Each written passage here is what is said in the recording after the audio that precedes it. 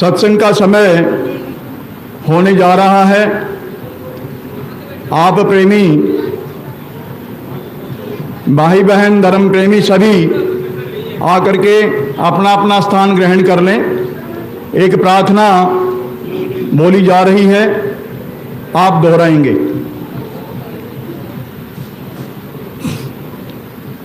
जय गुरुदेव।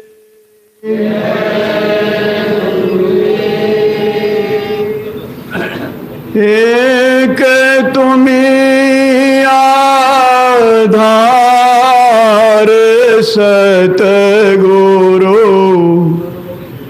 एक तुम्हें आधार,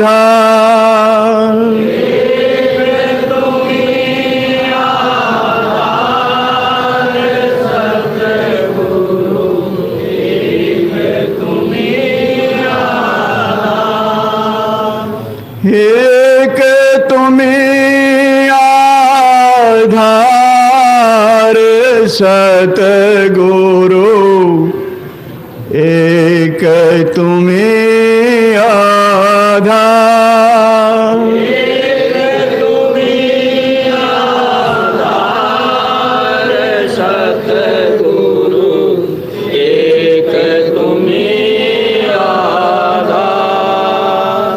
मिलो ना जब तक तुम जीवन में, मिलो ना जब तक तुम जीवन में, शांति कहाँ मिले सकती मन में, शांति कहाँ मिल सकती मन में। खोज फिरा संसार सतगुरु, एक तुम्हें आधार, खोज फिरा संसार सतगुरु, एक तुम्हें आधार, एक तुम्हें आधार सतगुरु, एक तुम्हें आधार, एक तुम्हें आधार सतगुरु, एक तुम्हें आधार। छा जाता जग में अंधियारा, छा जाता जग में अंधियारा, तब पावे प्रकाश की धारा, आकर तेरे द्वार तुम्हें आधार, आकर तेरे द्वार सतगुरु, एक तुम्हें आधार, एक तुम्हें आधार सतगुरु, एक तुम्हें आधार, एक तुम्हें आधार सतगुरु, एक तुम्हें आधार। कैसा भी हो तरनहारा, कैसा भी हो तरनहारा, जब तक मिले ना शरण सहारा, जब तक मिले ना शरण सहारा, हो ना सके भव पार सतगुरु एक तुम्ही आधार। हो न सके भव पार सतगुरु एक तुम्ही आधार। एक तुम्ही आधार सतगुरु एक तुम्ही आधार। एक तुम्ही आधार सतगुरु एक तुम्ही आधार। हे प्रभु तुम ही विविध रूपों में, हे प्रभु तुम ही विविध रूपों में हमें बचाते भवकूपों से। हमें बचाते भवकूपों से। ऐसे परम उदार सतगुरु एक तुम्ही आधार। ऐसे परम उदार सतगुरु एक तुम्ही आधार। एक तुम्ही आधार सतगुरु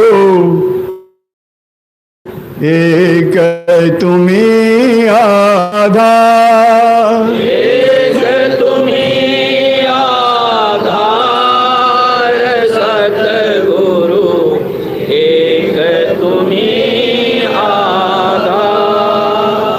हमें आए हैं द्वार तुम्हारे, हम आए हैं द्वार तुम्हारे। सब दुख दूर करो दुख हारे। सब दुख दूर करो दुख हारे। जय गुरुदेव दयाल सतगुरु एक तुम्ही आधार। जय गुरुदेव दयाल सतगुरु एक तुम्ही आधार।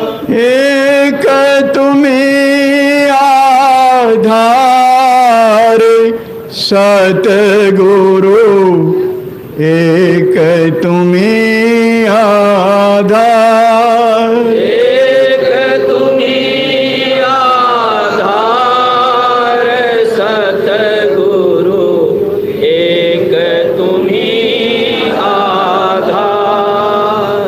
जय गुरुदेव। जय गुरुदेव। जय गुरुदेव।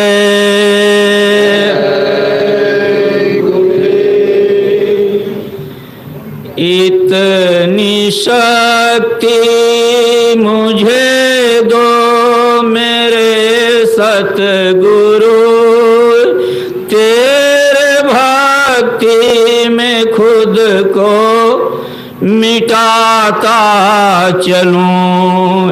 इतनी शक्ति हमें दो मेरे सतगुरु, तेरी भक्ति में खुद को मिटाता चलूं। चाहे राहों में जितनी मुसीबत पड़े, फिर भी तेरा दिया गीत गाता चलूं। चाहे राहों में कितनी मुसीबत पड़े, फिर भी तेरा दिया गीत गाता चलूं। नाव बोझिल मेरे पूर्व कर्मों से है ना, नाव बोझिल मेरे पूर्व कर्मों से है, सो न जाऊं यही गम सताता मुझे। सो न जाऊं यही गम सताता मुझे।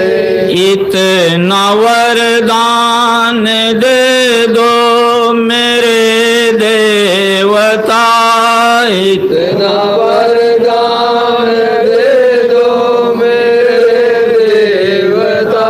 खुद भी जागूं जगत को जगाता चलूं। खुद भी जागो जगत को जगाता चलूं।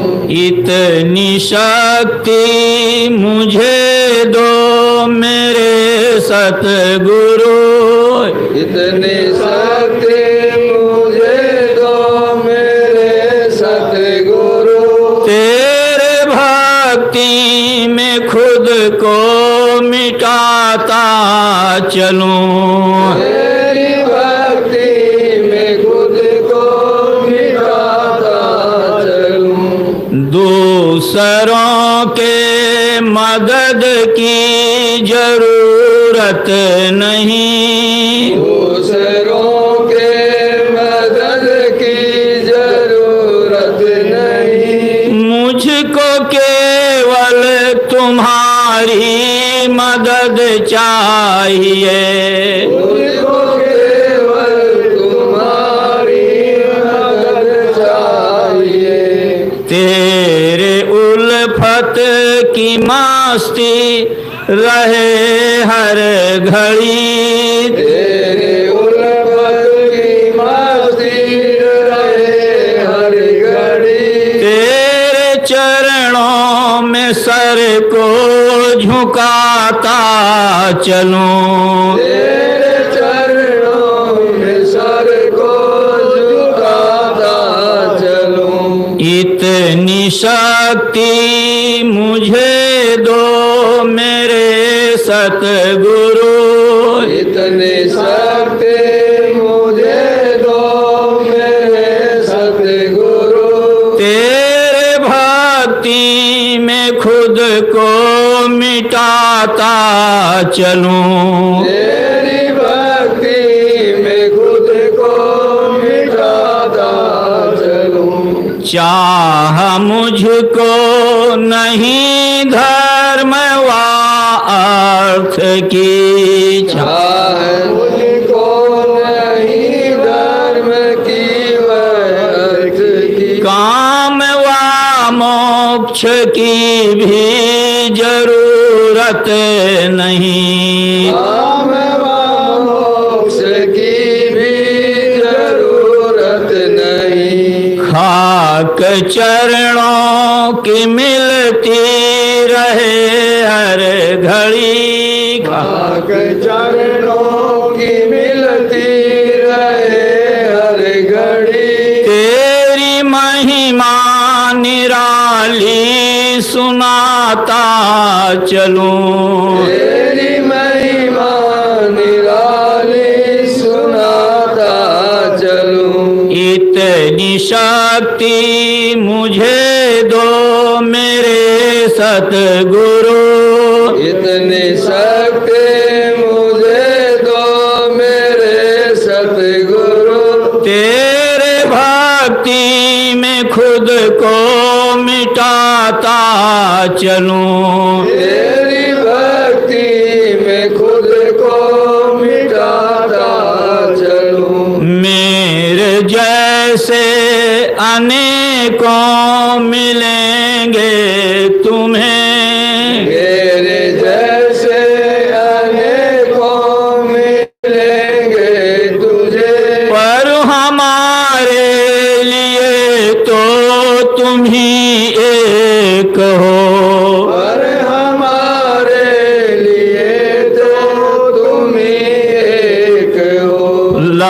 लड़खड़ाए न मेरे कदम राह में, लड़खड़ाए न मेरे कदम राह में, नाम का तेरे डंका बजाता चलूं, नाम का तेरे डंका बजाता चलूं।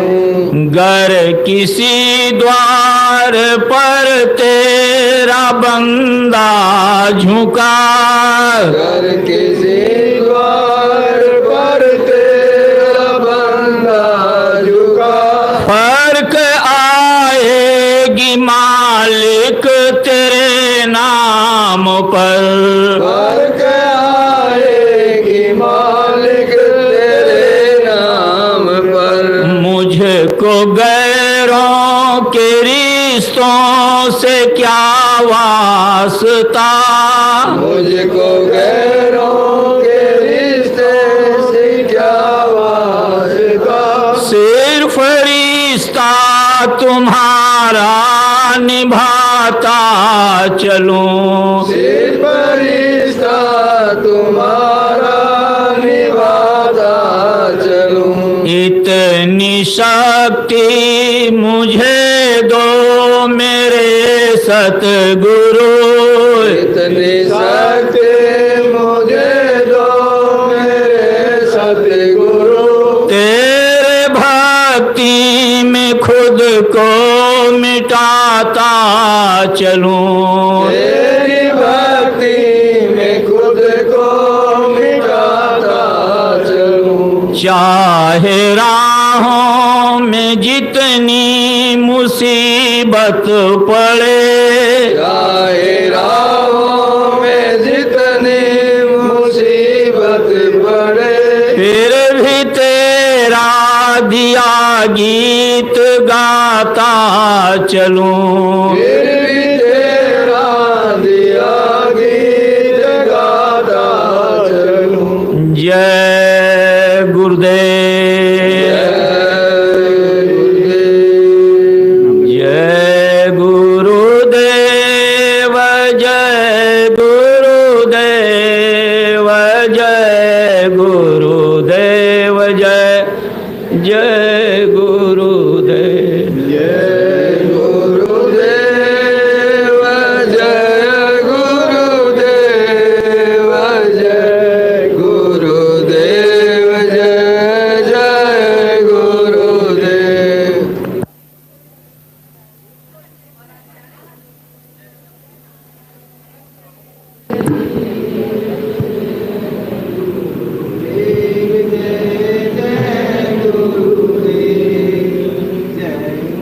आप लोग बोलेंगे नहीं?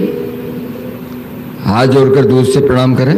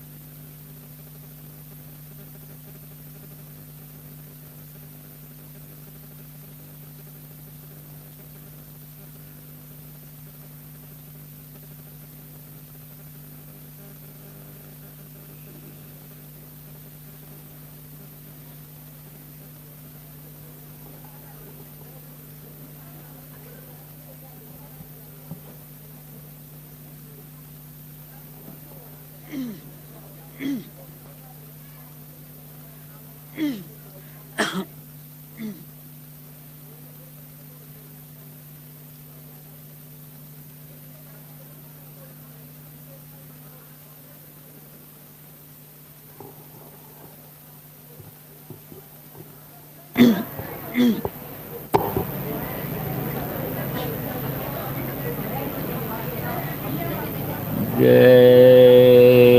गुरुदेव जय गुरुदेव जय गुरुदेव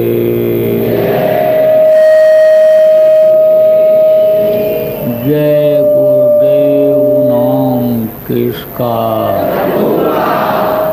जय गुरुदेव नाम किसका प्रभु का पावन नाम प्रभु का पावन नाम जय गुरुदेव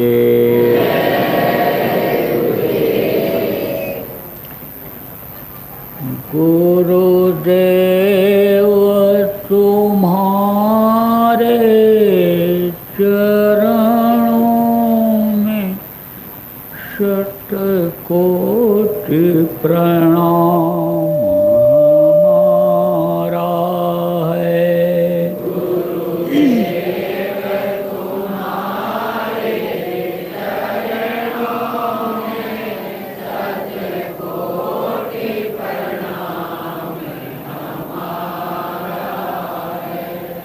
मेरी नैया पार लगा देना कितनों को पार उतारा है।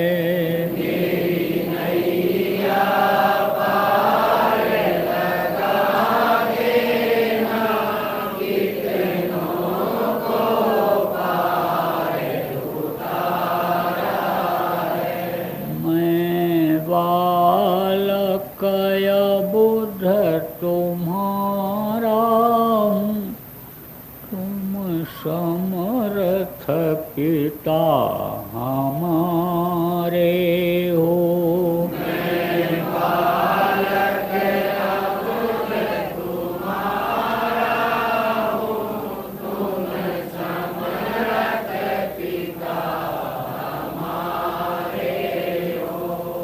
मुझे अपनी गोद बिठा लेना दाता लो भुजा पसारा है।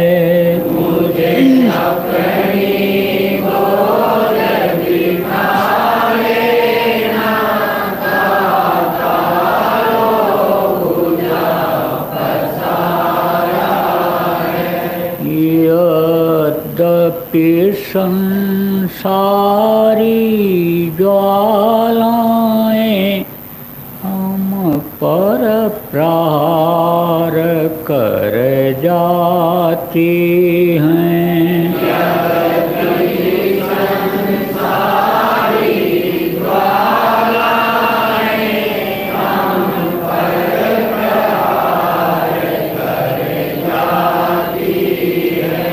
पर शीतल करती रहती है तेरी शीतल अमृत धारा है। पर शीतल करती रहती है तेरी शीतल अमृत धारा। जब आंधी हमें हिला देते ठंडी जब हमें कंपा देती। जब आंधी हमें हिला देती ठंडी जब हमें कंपा देती। मुस्कान तुम्हारे अधरों के दे जाते बड़ा सहारा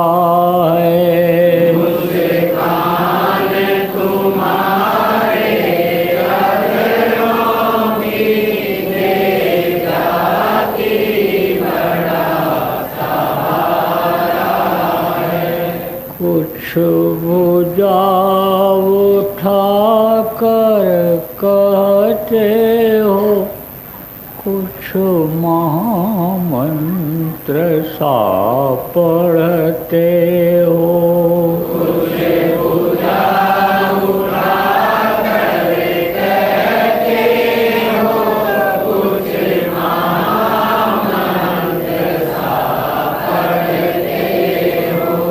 गद गद हो जाता हूँ स्वामी, मिल जाता बड़ा सहारा है।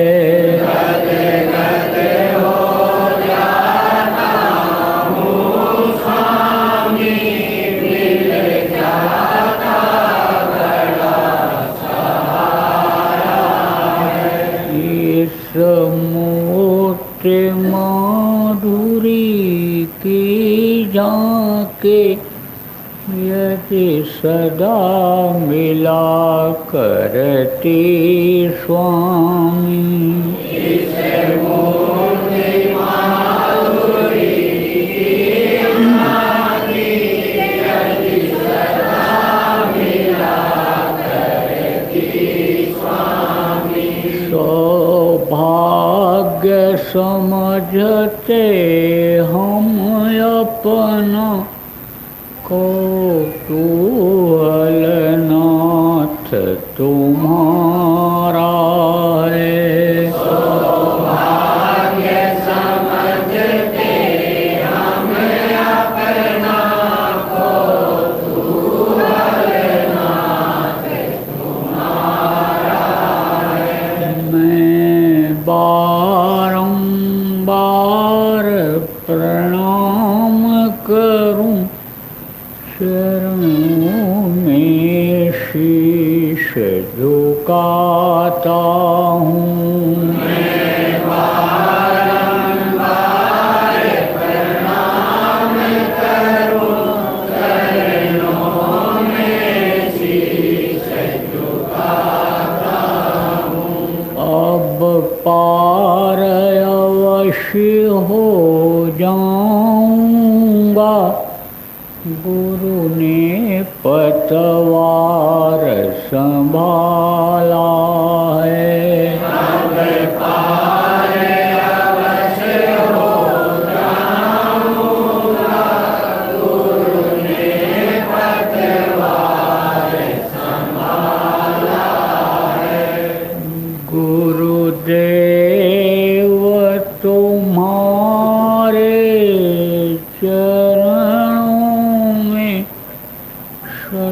शतकोटि प्रणाम हमारा है।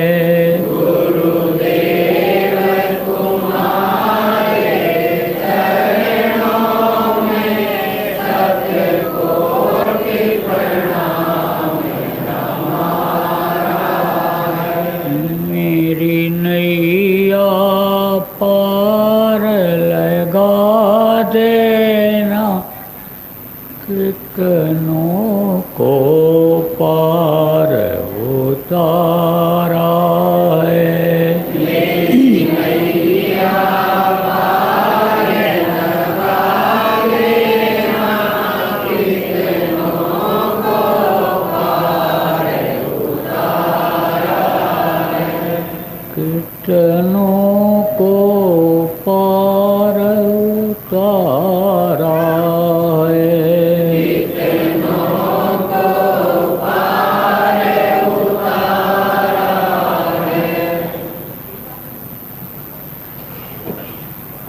जय गुरुदेव।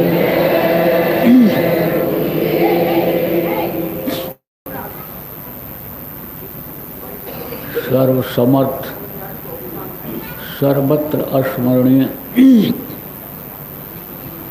परम पूज्य गुरु जी महाराज, उपस्थित सभी सत्संगी धर्म प्रेमी बच्चे एवं बच्चियों,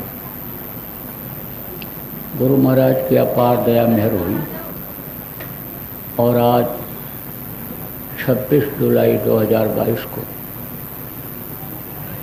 प्रातःकाल के बेला में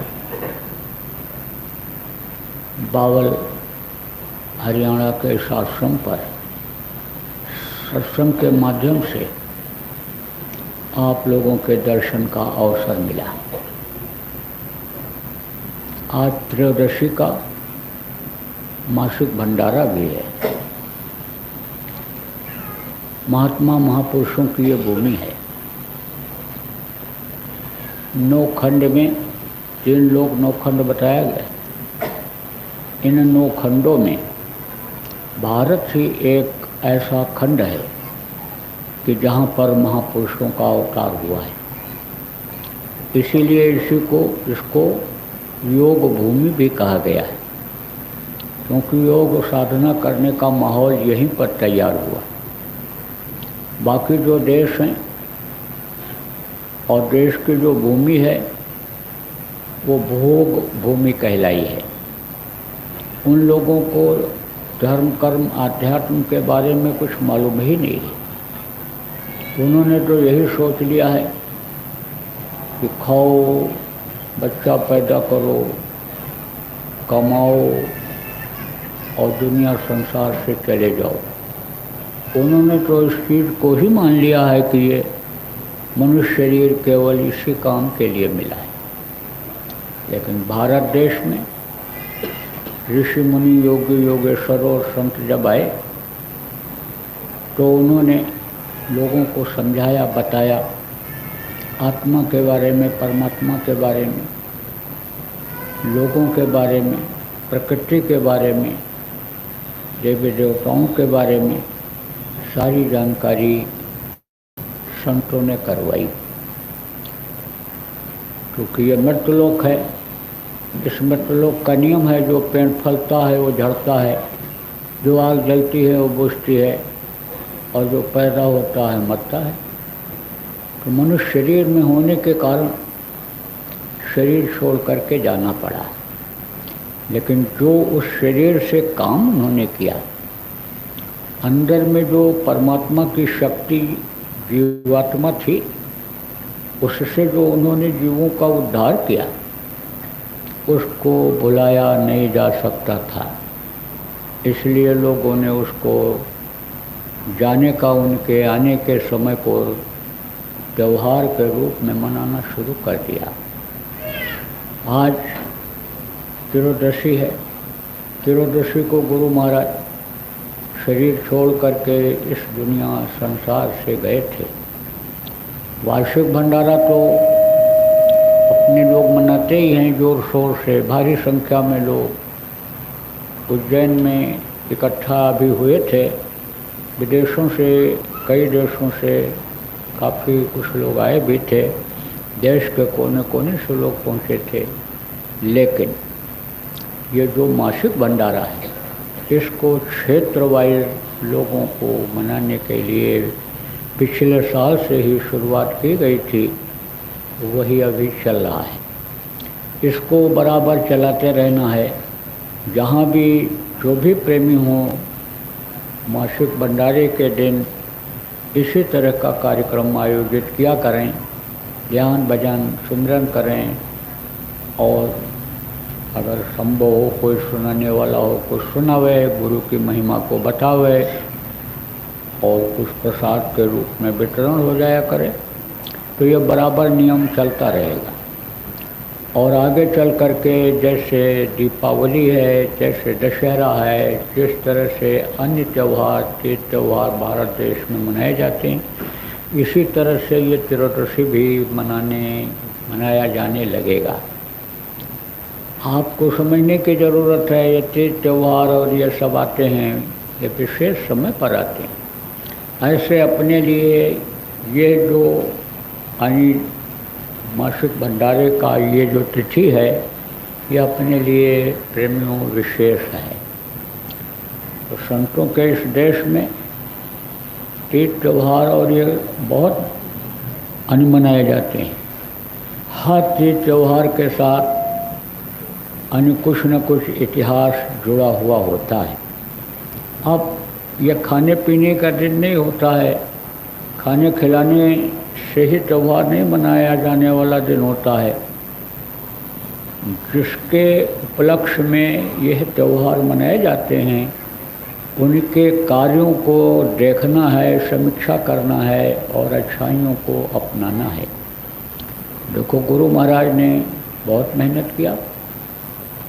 आप ये समझो इतना मेहनत गुरु महाराज ने इस धरती पर जीवों के लिए किया, जितना पिछले दिनों में जितने भी संत आए किसी ने नहीं किया।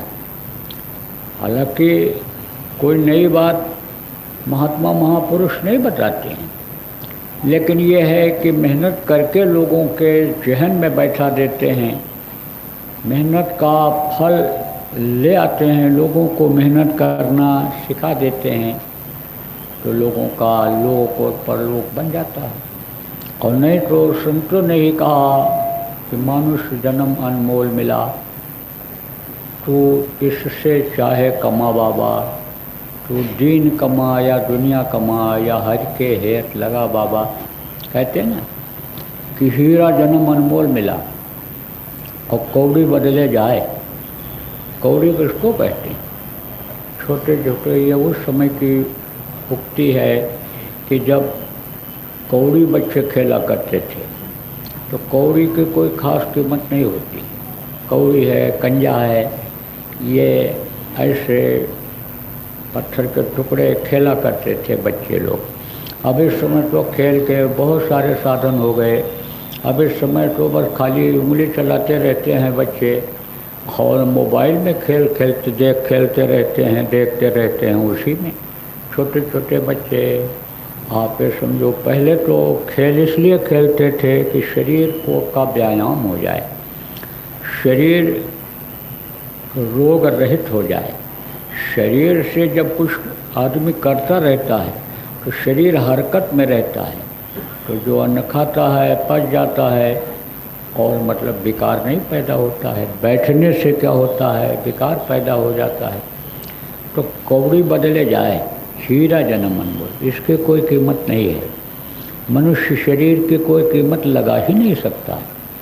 मोटे तौर से आप ये समझो प्रेमियों कि ज़मीन खरीद लेते हैं लोग, कीमती से कीमती ज़मीन खरीद लेते हैं, हीरा मोती खरीद लेते हैं, मकान कीमती खरीद लेते हैं, हज़ार हज़ार करोड़ रुपए का मकान खरीद लेते हैं, कोठी खरीद लेते हैं। लेकिन मनुष्य का जो ये शरीर है उसकी कीमत कोई नहीं लगा सकता है। क्यों? क्योंकि मनुष्य ही तो इन चीज़ों को खरीदता है। मनुष्य का हाथ पैर ही कमाता है धन को, मनुष्य का दिल दिमाग ही कमाता है, तो मनुष्य के शरीर की कोई कीमत लगा सकता है? कौन मनुष्य क्या कमा ले कोई अंदाज़ा लगा सकता है? अरे भाई जो दुनिया के सबसे अमीर हैं, दुनिया के दूसरे नंबर, तीसरे नंबर, चौथे नंबर के अमीर हैं, वो भी तो कमाई ही करते हैं। किससे कमाई करते हैं? इसी शरीर से कमाई करते हैं, हाथ पैर से कमाई किया, दिल दिमाग से कमाई किया उन्होंने, तो इसकी तो कोई कीमत लगा ही नहीं सकता है। ना तो भौतिक रूप में लगा सकता है और आध्यात्म के रूप में लगा ही नहीं सकता है, क्योंकि ये केवल मनुष्य शरीर ही नहीं है, यह मानव मंदिर भी है।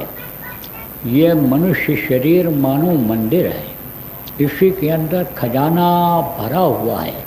जैसे मंदिरों में लोग जाते हैं, मूर्तियों के सामने मत्था पटकते हैं, फूल पत्ती चढ़ाते हैं, प्रसाद चढ़ाते हैं, कहते हैं भाई देवता खुश हो जाएंगे तो हमको सब कुछ दे देंगे।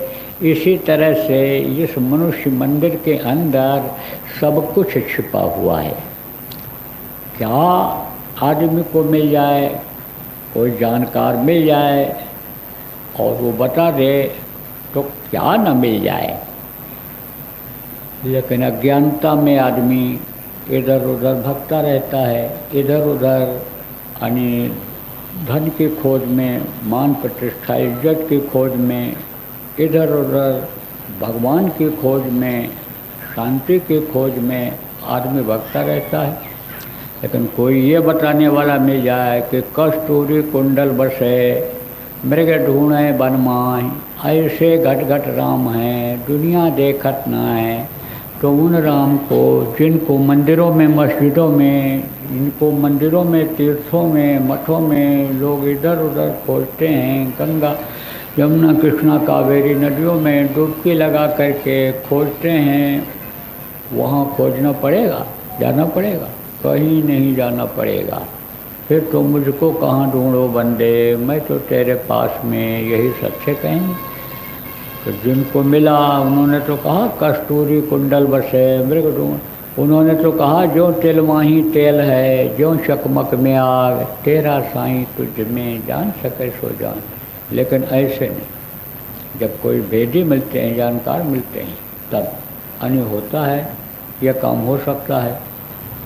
वो थे ना, एक महात्मा जी जा रहे थे, तो एक गांव में पहुँचे तो कहा भाई यहाँ पर तो एक बड़ा विशाल मंदिर था, लेकिन वो मंदिर कहाँ चला गया?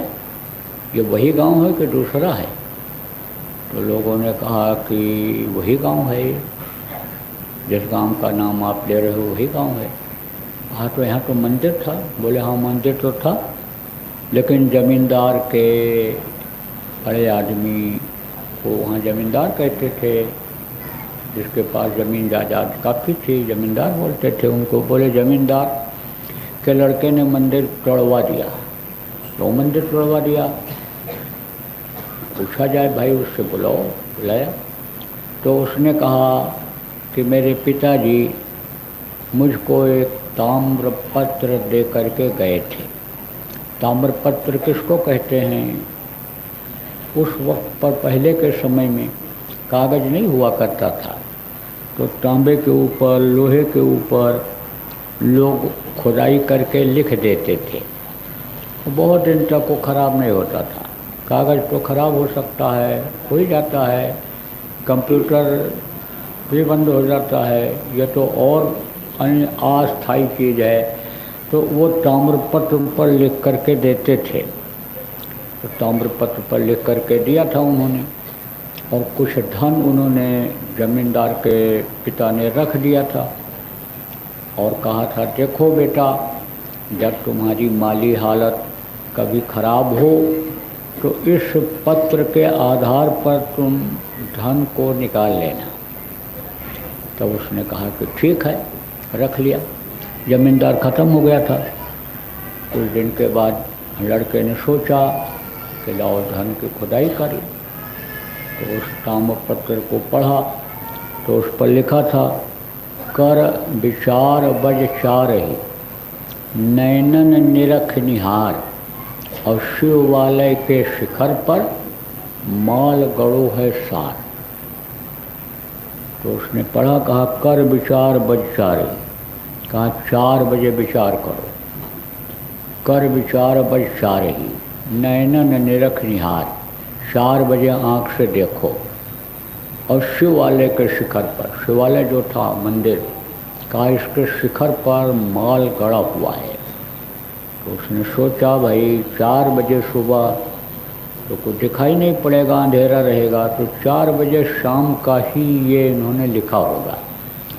तो शाम को 4 बजे कहा मंदिर के शिखर पर से, गुंबद पर से तोड़ करके माल को निकाल लिया जाए। अब गुंबद को तोड़ दिया, माल मिला नहीं, परेशान। फिर सोचा कि लाओ दीवार को तोड़ करके देखें, दीवार भी तोड़ दिया, कुछ नहीं मिला। कहा बुनियाद खोद करके देखें, बुनियाद भी खोदा लेकिन कुछ नहीं मिला। तो कहा भाई बात गलत कैसे हो गई? कोई भी बाप अपने बेटा को धोखा नहीं देता है और बेटा के लिए ही कुछ करना चाहता है। तो मेरे पिताजी जब मेरे ख़राब समय के लिए रख कर के धन को गए तो धोखा तो नहीं देंगे। फिर उसको पढ़ा तो उसका मतलब यही समझा उसने कि भाई 4 बजे देखो मंदिर के शिखर को, तो वहाँ धन तुमको मिलेगा, तो तोड़ करके धन निकाल लिया जाए। नहीं मिला, दीवार तोड़ा नहीं मिला, बुनियाद खोदा नहीं मिला, निराश हो गया। तो महात्मा जी ने कहा कि तुमने मंदिर क्यों तोड़ा? जमींदार के लड़के ने कहा, जमींदार ने कहा, उस समय जो जमींदार था उसने कहा धन के लालच में तोड़ दिया। बोले तो लो देखें। जब महात्मा जी ने पढ़ा तब कहा, अरे तूने तो गजब कर दिया, तू तो समझ ही नहीं पाया। अब तुझे धन चाहिए? बोला चाहिए महाराज, धन के लिए ही तो मैंने मंदिर तोड़ दिया, इतना मैंने पाप किया एक तरह से धन के लालच में। तो कहा तो फिर उसी नाम का मंदिर तू बनवा, और जब बन करके तैयार हो जाए तब मुझको बुलाना, तब मैं तेरा धन खुदवा दूँगा। उसने बना करके तैयार किया। जब तैयार हो गया तो बुलाया महात्मा जी को। महात्मा जी ठहर गए। बोले जब शाम को 4 बजेगा तब चलेंगे, उस वक्त पर तुमको बताएंगे। तो जब शाम को 4 बजा तो महात्मा जी उसको लेकर के गए और मंदिर के गुंबद की परछाई जहाँ पड़ रही थी, बोले यहाँ खुदाई करो। वहाँ खुदाई किया तो बहुत सारा धन मिल गया। कहने का मतलब यह है कि जानकारी होनी चाहिए। तो जानकारी अगर कराने वाले मिल जाएं तो इसी के अंदर सब कुछ है। किसके अंदर? इसी मनुष्य शरीर के अंदर ही है, सब कुछ है। लेकिन अब वो पड़ा हुआ है। अब न जानकारी में आदमी भटकता रहता है। जानकारी अगर मिल जाएं, हमारे गुरु महाराज जैसे मिल जाएं, समर्थ गुरु महाराज जैसे परम संत मिल जाएं और बता दें और खुदाई करना शुरू कर दो अंदर में, तो आप ये समझो कि अभी माला माल हो जाओ। अभी दीन कमा चाहे दुनिया कमा, कहा गया, तो दीन भी अभी मिल जाए आपको, और दुनिया तो मिलनी है। क्योंकि नीयत जब अच्छी हो जाती है तो बरकत होने लगती है, नीयत खराब हो जाती है बरकत बंद हो जाती है। तरीका नहीं मालूम होता है लोगों को कमाने का तो धन की कमी हो जाती है। तरीका नहीं मालूम होता है लोगों को गृहस्थ आश्रम में रहने का तो गृहस्थ आश्रम ही नरक हो जाता है। घर छोड़ करके भगना पड़ता है। आप समझो जलकर जहर खाकर मरना पड़ता है लोगों को। तो तरीका मालूम हो जाए तो दुनिया भी बन जाए और दीन भी बन जाए। दीन बनने का मतलब क्या है? प्रभु की प्राप्ति हो जाए, प्रभु का दर्शन हो जाए इसी मनुष्य शरीर में। और प्रभु जब मिल जाएगा, दुनिया बनाने वाला मिल जाएगा, सोचो कि किसी चीज़ की कमी रह जाएगी? किसी चीज़ की कमी नहीं रह जाती है जब प्रभु मिल जाता है। फिर तो जो इच्छा कीनी मन माही, हर प्रताप कछ दुर्लभ नाही। जिस चीज़ की आदमी इच्छा करता है उसकी वो इच्छा पूरी हो जाती है। इच्छा ही तो किया हनुमान जी ने कि हम संजीवनी बूटी जा करके ले आवें। दूरी ज़्यादा थी, पैदल जा नहीं सकते थे। उस समय पर कोई ये हेलीकॉप्टर था नहीं कि बुक करा लें बैठ के चले जाएं। तो सोचे कि अब उड़कर ही जाना पड़ेगा। तो इच्छा किया तो अरुमा शक्ति उनके अंदर प्रकट हो गई। अरुमा शक्ति किसको कहते हैं? अरुमा शक्ति जिसके अंदर आती है वो इच्छा करते ही छोटा हो जाता है, छोटा छोटा। गरिमा शक्ति किसको कहते हैं? भारी भरकम हो जाता है तो वो शक्ति आ जाती है। अरुमा गरुमा महिमा लघुमा और सिद्धि वशीकरण ये सब शक्तियाँ हैं, ये सब आ जाती हैं। थोड़ी सी साधना करने से ही ये शक्तियाँ आ जाती हैं। लेकिन ये शक्तियाँ जो होती हैं ये साधक के अंदर जब आती हैं तो उसको अहंकार हो जाता है। और जब अहंकार हो जाता है तब अहंकार जब हुआ तो कराया सब गया। जब आया अहंकार तो अहंकारी पुरुष साधना करके आगे नहीं बढ़ सकता है।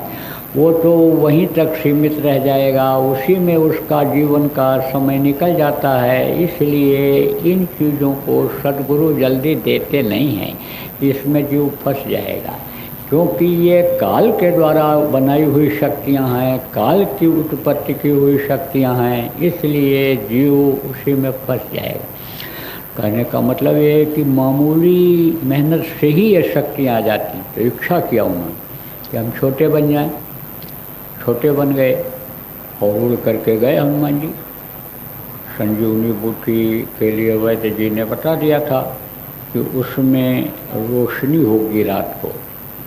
तो देखा कि सारे पौधों में रोशनी हो रही है।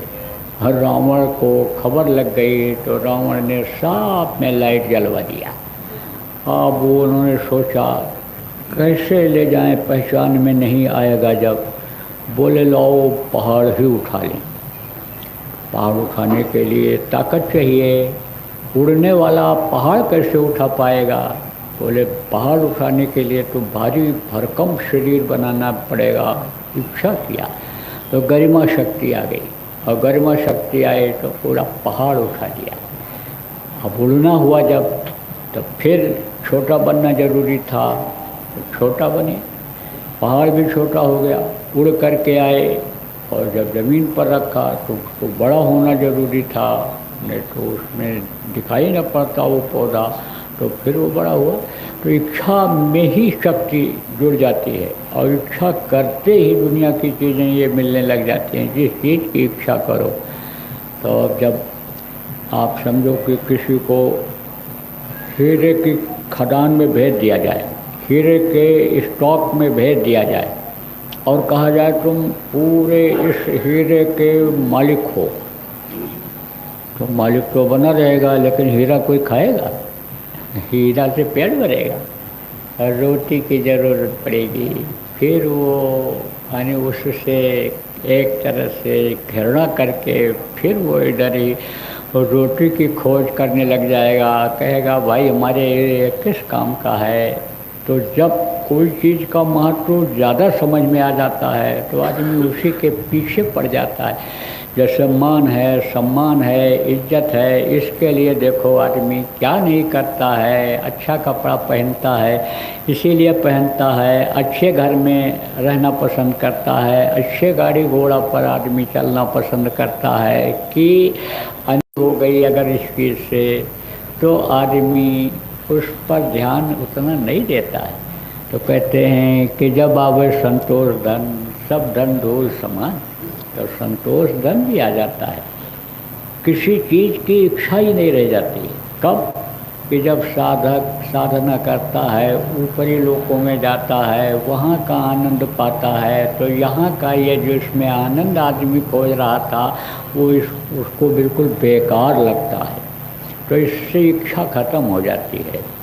अभी ऐसा भी होता है जैसे मैंने आपको बताया कि ज़रूरत से ज़्यादा मिल जाता है, जो प्रारब्ध में नहीं होता है। और प्रेमी की इच्छा ये होती है कि हमको ये मिल जाए, तो आप ये देखो कि वो चीज़ उसको मिल जाती है, लेकिन उससे उसको फिर घृणा करवा देते हैं। आप देखो कोई मूक है, कोई बधिर है, कोई अपंग है, कोई मरीज है, तो क्या करते हैं उसकी जो इच्छा होती है पूरी कराते हैं बहुत से लोग कि अब इसका कैंसर का, नौजवान का, बच्चे का आखिरी स्टेज है, दुनिया से जाने वाला है। तो ये जब 1 घंटे के लिए ही एसपी बनना चाहता है, कलेक्टर बनना चाहता है, तो इसको बना दो। लेकिन बनने के बाद फिर उसकी इच्छा वहीं ख़त्म हो जाती है। तो प्रेमियों कहने का मतलब यह है कि जब अंदर की दौलत मिल जाती है, उस प्रभु का को दर्शन दीदार मिल जाता है, उसकी दया जब मिल जाती है, तो दोनों काम हो जाता है। ये चीज़ें मिल भी जाती हैं। अब इसमें खतरा भी रहता है। क्या खतरा रहता है कि इसमें जीव फंस जाता है। क्यों? क्योंकि इसमें धन दौलत में, ऊंची कुर्सी में मान प्रतिष्ठा ज़्यादा बढ़ती है, उसका अहंकार आ जाता है, तो उसी में जीव फंस जाता है। इसलिए इन चीज़ों को कम और संतोष धन को ज़्यादा गुरु दिलाते हैं। जिस जीव को पार करना होता है उसके अंदर त्याग आ जाता है, संतोष आ जाता है, प्रेम। तो कहने का मतलब है कि सब कुछ आपके इस शरीर के द्वारा ही संभव है। जो चाहो दीन कमाओ, दुनिया कमाओ, जो चाहो यानी नर्क जाना चाहो तो नर्क का भी रास्ता खुला हुआ है। जैसे कोई चौराहा होता है, कोई चौडगरा, चौराहा, चौमुहानी, तरह तरह का नाम लोगों ने रख रखा है, जहाँ पर 4 रास्ते होते हैं। ऐसे इस शरीर से अनेकों रास्ते निकले हुए हैं। जो जिस रास्ते को पकड़ लेता है उसी में आगे बढ़ जाता है। लेकिन कुछ रास्ते ऐसे होते हैं कि जहाँ जाने के बाद वो बंद हो जाते हैं। लेकिन ये परमार्थ का रास्ता है, ये तो अपने वतन अपने घर पहुँचा करके ही बंद होता है। जहाँ जिसको यानी समझो आज कहा गया, अंत कहा गया, यानी आज जहाँ से हुआ और जहाँ अंत है वहाँ तक ये पहुँचा देता है। तो आप लोग भाग्यशाली हो कि जो लोग यहाँ पर परमार्थ के संदेश को सुनने के लिए आए हो। अब इसमें काफ़ी कई लोग ऐसे भी हैं जो यानी पहली बार आए हैं, नामदान लेने के लिए आए हैं। तो आप लोगों को प्रेमियों तो सत्संग सुनने को मिलता रहता है। इनको थोड़ा बताना है, समझाना है कि जिससे इनके अंदर भी लगन लग जाए, यह भी सोचने और समझने लग जाएं, कुछ करने लग जाएं।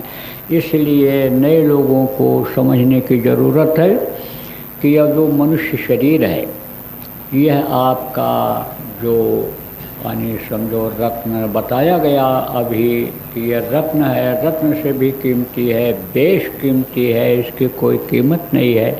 यह प्रेमियों किराए के मकान की तरह से है। जैसे किराए पर कोई रहता है कुछ दिन के लिए, उसको खाली कर देना पड़ता है क्योंकि वो उसका मकान, उसका घर नहीं होता है। उसी तरह से यह जो शरीर है आपका, ये आपको कुछ दिन के लिए दिया है। किसने दिया है? जो इस दुनिया संसार का मालिक है, जिसने इस दुनिया संसार को बनाया है, जिसने ये सूरज, चाँद, सितारे, धरती, हवा, पानी ये सब बनाया है, जिसने ये पेड़ पौधे आपके लिए बनाए हैं, जिसने ये पशु और पक्षी आपके हित के लिए बनाए हैं, दूध पीने के लिए, आपके पानी की सफाई के लिए, जैसे मछली, मगरमच्छ और यह सब चीज़ें जिसने बनाई हैं, यह उसकी दुनिया है। उसको काल भगवान ईश्वर कहते हैं।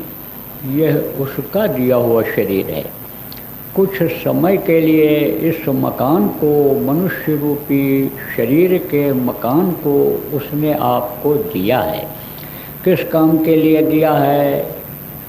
इसके अंदर जो बैठी हुई परमात्मा की अंश जीवात्मा है, इसको मुक्ति और मोक्ष दिलाने के लिए दिया है। और मुक्ति मोक्ष किसको कहते हैं?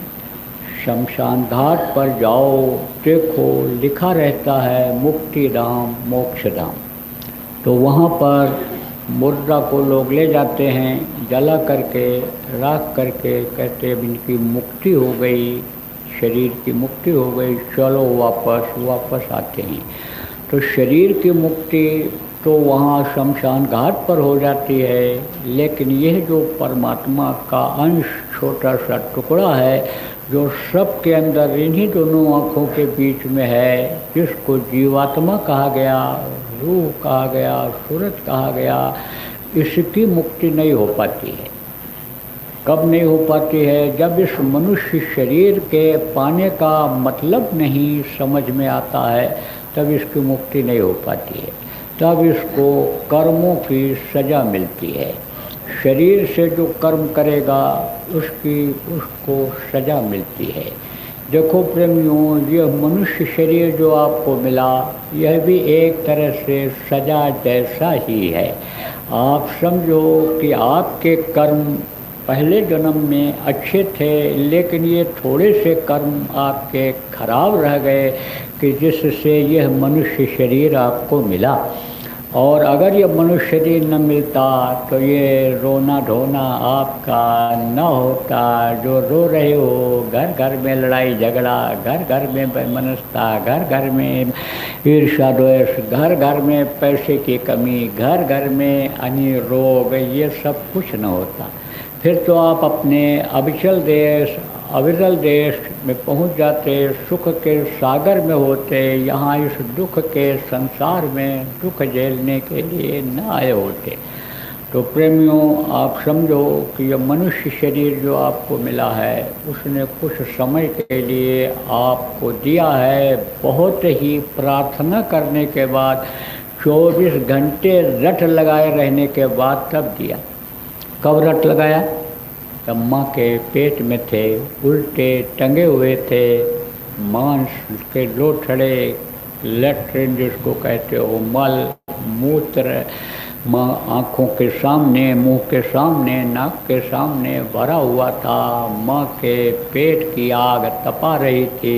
तब उस वक्त पर प्रार्थना बराबर करते रहते थे कि अब प्रभु कृपा करो यही भांति, सब तज भजन करो दिन राति। सब कुछ तज करके दिन रात प्रभु भजन करूँगा। अब इस दुख के यानी जिंदगी में जो माँ के पेट में दुख झेल रहा हूँ, इस जिंदगी में अब फिर कभी नहीं आऊँगा। ये प्रार्थना बराबर करते रहते थे, 24 घंटे रट लगाए रहते थे। कहा ना, अधोमुखी जब रहे थे, थल सिर ऊपर पाँव, राखन हारा राखिया, जठर अग्नि के लाओ। बड़ी तेज जठाग्नि किसको कहते हैं? तेज गर्मी को, तेज अग्नि को। शरीर के अंदर बहुत लोग कहते हैं अग्नि की कमी हो गई, दवा देनी पड़ेगी, अग्नि प्रज्वलित करनी पड़ेगी, बढ़ानी पड़ेगी, तब पेट में पड़ी हुई चीज़ हजम होगा, नहीं तो हाजमा तुम्हारा कमज़ोर हो गया है। तो कहा जठर अग्नि के लाओ। उस वक्त पर जब माँ के पेट की गर्मी में तप रहे थे, देखो गर्म से गर्म पानी हो और उसमें चावल डालो तो जल्दी घुलता नहीं है। और माँ के पेट में या पुरुष के ही किसी के पेट में पड़ते ही उसका घुलना शुरू हो जाता है। इतनी तेज गर्मी है माँ के पेट में। वहाँ के तो टेम्परेचर को आप नाप नहीं सकते हो, कोई नहीं नाप सकता है, कोई वैज्ञानिक नहीं नाप सकता है। लेकिन कभी कभी देखो, कोई जलन वाली चीज़ आप जब खा लेते हो तो कितनी बेचैनी होती है, कितनी कहते हो जलन हो रही है पेट में, बड़ी तकलीफ़ है, छटपट करने लगते हो जब जलन पैदा होती है पेट में। तो प्रेमियों, उसी में ये जीव जल रहा था, तप रहा था। प्रभु से कहता था, ये कहा गया ना कि अधोमुखी, अधोमुखी उल्टे मुंह जब पड़े हुए थे माँ के पेट में, अधोमुखी जब रहे थे, थल सिर ऊपर पाँव, यानी सिर नीचे था, पैर ऊपर की तरफ था, उल्टे लटके हुए थे, थल सिर ऊपर पाँव, राखन हारा राखिया, जो रखने वाला उसमें सजा बोला, जाओ लटको 9 महीने माँ के पेट में, सजा है ये। तो जाओ कहा, वो जठार अग्नि में रखे हुए था। उस वक्त पर तू ही तो टुटकार थी, या प्रभु, या मेरे मालिक, बाहर निकालो, बाहर निकालो। समर्थ गुरु की तलाश करूँगा, सच्चा गुरु को खोजूँगा, उनसे रास्ता लेकर के दिन रात भजन करूँगा। जल्दी करो प्रभु, दया करो, दया। तो तू ही तो टुटकार थी। जपता अजपा जाप। अजपा जाप किसको कहते हैं? जो बराबर जपते रहते हैं। बहुत से लोग जपते हैं ना कि 1 घंटा हमको जाप करना है, तो माला उनका चलता रहता है। ऐसे अजपा जाप, जैसे अखंड नाम धुनी जय गोदेव नाम की करते हो, बोलते ही रहते हो, बोलते ही रहते हो। इसी तरह से बराबर जीव अजपा जाप कर रहा था। अजपा जाप यानी अधोमुखी जब रहे थे, थल सिर ऊपर पाँव, राखन आका राखिया, जठर अग्नि के लाओ, तू ही तो टुटकार थी, जपता अजपा जाप। लेकिन बाहर आकर भरमिया और बहुत उठाए पाप। देखो, यह मनुष्य मंदिर मिला, यह मनुष्य शरीर मिला, अनमोल है, इसकी कोई कीमत नहीं, सब कुछ इसी के अंदर भरा हुआ है। इस हाथ से देखो आदमी क्या न कमा ले, पैर से कितने अच्छे काम चल करके कर डाले, आप ये समझो आँख से मुंह से कितना परमार्थ कर डाले, कितना शरीर से क्या कर डाले, यानी उसकी कोई सीमा है। लेकिन अब इस शरीर से देखो लोग पाप करने लग गए। जो अच्छे काम के लिए ये शरीर दिया, हाथ दिया, उससे बुरा काम कर रहे। पैर से जो अच्छे काम करने के लिए, जाने के लिए दिया, बुरे काम के लिए जा रहे। आँख से बुरा देख रहे, कान से बुरा सुन रहे, मुंह से बुरा बोल रहे, शरीर को बुराई में लगा दिया। तो प्रेमियों, अच्छे का फल कहा गया अच्छा मिलता है, बुरे का फल बुरा मिलता है। छोटे बच्चों को क्यों समझाते हो, क्यों डांटते फटकारते हो? इसलिए कि कहीं ये बुराई की तरफ न चला जाए। कहते हो चोरी करना पाप है, चोरी मत करना, गलत काम बेटा मत करना, सच्चाई पर रहना, ईमानदारी पर रहना क्यों सिखाया जाता है? इसीलिए कि इसका रास्ता बदल जाएगा तो ये तकलीफ़ पाएगा। चोरी करेगा पकड़ा जाएगा, कत्ल करेगा यानी जेल बंद किया जाएगा, फांसी पर लटकाया जाएगा। इसीलिए तो समझाया जाता है। जब माता पिता के समझाने पर यानी समझो सुधार नहीं आता है, माता पिता जब जिस चीज़ को नहीं समझा सकते हैं उसको समझाने के लिए समाज में ही वो प्रभु संतों को भेजता है, महात्माओं को भेजता है, जो वहाँ घूम घूम करके सत्संग सुना करके जीवों को समझाते हैं, बताते हैं कि जिससे ये जीव फंस न जाए। लेकिन अब जब ये शरीर कर्मी हो जाता है और मन ये कर्मी हो जाता है, कर्मी किसको कहते हैं? बुरे कर्मों में लग जाता है तो बुरा ही शरीर हो जाता है, बुरा ही मन हो जाता है। तो इनमें लगता नहीं है जल्दी, सुनने की जल्दी इच्छा नहीं पैदा करता है, तो कर्मों का फल मिलने लगता है। जितना ही आदमी अच्छा करता है अपने समझ से कि ये अच्छा है इसको करेंगे, इसका फल हमको अच्छा मिलेगा, न जानकारी में वही बुरा हो जाता है। जैसे किसी ने कह दिया कि बकरा चढ़ा दो, भैंसा चढ़ा दो, मुर्गा चढ़ा दो देवी के मूर्ति के सामने, देवता के मूर्ति के सामने, और काट करके चढ़ा दिया तो और पाप का भागीदार हो गया। अब और पापी शरीर हो गया, अब मन और पापी हो जाता है।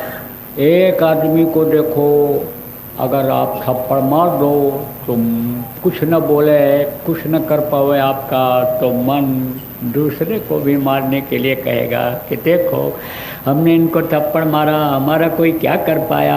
आप दूसरे को थप्पड़ मार दोगे, तीसरे को मार दोगे, लेकिन कोई ऐसा पहलवान मिल जाएगा कि जिसको आप एक मारोगे चार मारेगा तो ढेर हो जाओगे कि नहीं।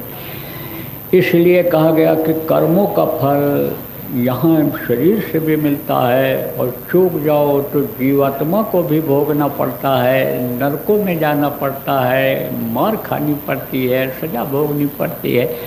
वहाँ से प्रेमियों जब छुटकारा मिलता है, कीड़ा मकोड़ा सांप गोजर बिच्छू के शरीर में यही आत्मा सजा भोगने के लिए बंद की जाती है, तो कर्मों का फल से कोई आज तक बच पाया ही नहीं। इसलिए इस शरीर को आप लोग बुरे कर्मों से बचाओ, इसको साफ सुथरा रखो, इसके अंदर गंदगी मत लाओ। देखो इधर अभी थोड़ी ही देर में सुनोगे बाजा बजाते हुए, गाजा बाजा के साथ आवाज़ लगाते हुए जाएंगे। कौन? कांवरिया। गाड़ियों से जाते हैं, पैदल चलते हैं, मेहनत करते हैं। आप ये समझो यज्ञ कोई करता है, कोई जप करता है, कोई तप करता है, कोई कथा सुनता, कोई भागवत सुनता, अनुष्ठान करता है, लेकिन सच पूछो तो फल उसका नहीं मिलता है। कैसा फल? जिसकी पूजा करते हैं ये, वो जो फल देने वाले हैं, जो फल वो दे सकते हैं वो भी नहीं देते। किसकी पूजा करते हैं ये? यानी आप ये समझो काल भगवान जिनको कहा गया, जिनके देश में आप रहते हो, उनके बनाए हुए देवी और देवताओं की पूजा करते हैं। देवी और देवताओं को उन्होंने किस लिए बनाया? मनुष्य के सुख को पहुंचाने के लिए ही उन्होंने बनाया। जैसे हवा को पवन देवता कहते हैं, अग्नि देवता कहते हैं, सूर्य देवता कहते हैं, आप ये समझो कि पृथ्वी देवता कहते हैं। इनकी पूजा बहुत से लोग कराते हैं कि ये देवता खुश हो जाएं। तो इस पृथ्वी के ऊपर आप ये समझो फूल चढ़ा देने से पृथ्वी देवाय नमः से पृथ्वी खुश नहीं होती हैं। पृथ्वी किससे खुश होती हैं? जब इनको पवित्र रखो, साफ सुथरा रखो, तब ये खुश होती हैं। आप ये समझो प्रेमियों, पृथ्वी धरती इतना कोई दुनिया संसार में बर्दाश्त करने वाली चीज़ ही नहीं है। और संतों जितना बर्दाश्त करने वाला कोई भी यानी समझो जीव ऐसा नहीं है, कोई ऐसा यानी समझो कि चेतन शक्ति नहीं है। पृथ्वी तो जड़ है, पृथ्वी तो समझो कि जड़ है, ये एक जगह स्थिर है। मतलब ऐसे तो चलती रहती है पृथ्वी, ये दुनिया है, संसार, ये देवी देवता सब चलते रहते हैं, लेकिन देखने में ये स्थिर लगती है। पेड़ पौधे एक जगह पर ये रुके हुए हैं, ये स्थिर हैं, स्थावर हैं। तो ये धरती आप ये समझो कि एक जगह पर एक तरह से है, लेकिन बर्दाश्त बहुत करती है। कहते हैं ना कि खोद खाद धरती सहे, काट कूट बन रहा है, कुटिल बचन साधु सहें, औरों सहा न जाए।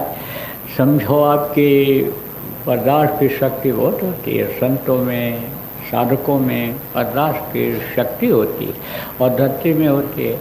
लेकिन धरती देवता ऐसे खुश होते हैं कि इन पर फूल पत्ती चढ़ा दो, बस ये खुश हो जाएंगे। इनके ऊपर पाप नहीं होना चाहिए, इनके ऊपर किसी जीव का खून नहीं बहना चाहिए, जीव हत्या इस पर नहीं होना चाहिए, तब ये देवता खुश होते हैं। पृथ्वी देवता तब खुश होते हैं। आप देखो पृथ्वी पर जानवरों को काटोगे और उनका यानी समझो कि मांस सड़ेगा, हड्डी से उनके बदबू आएगी, तो आप ये समझो वो बदबू कहाँ फैलेगी?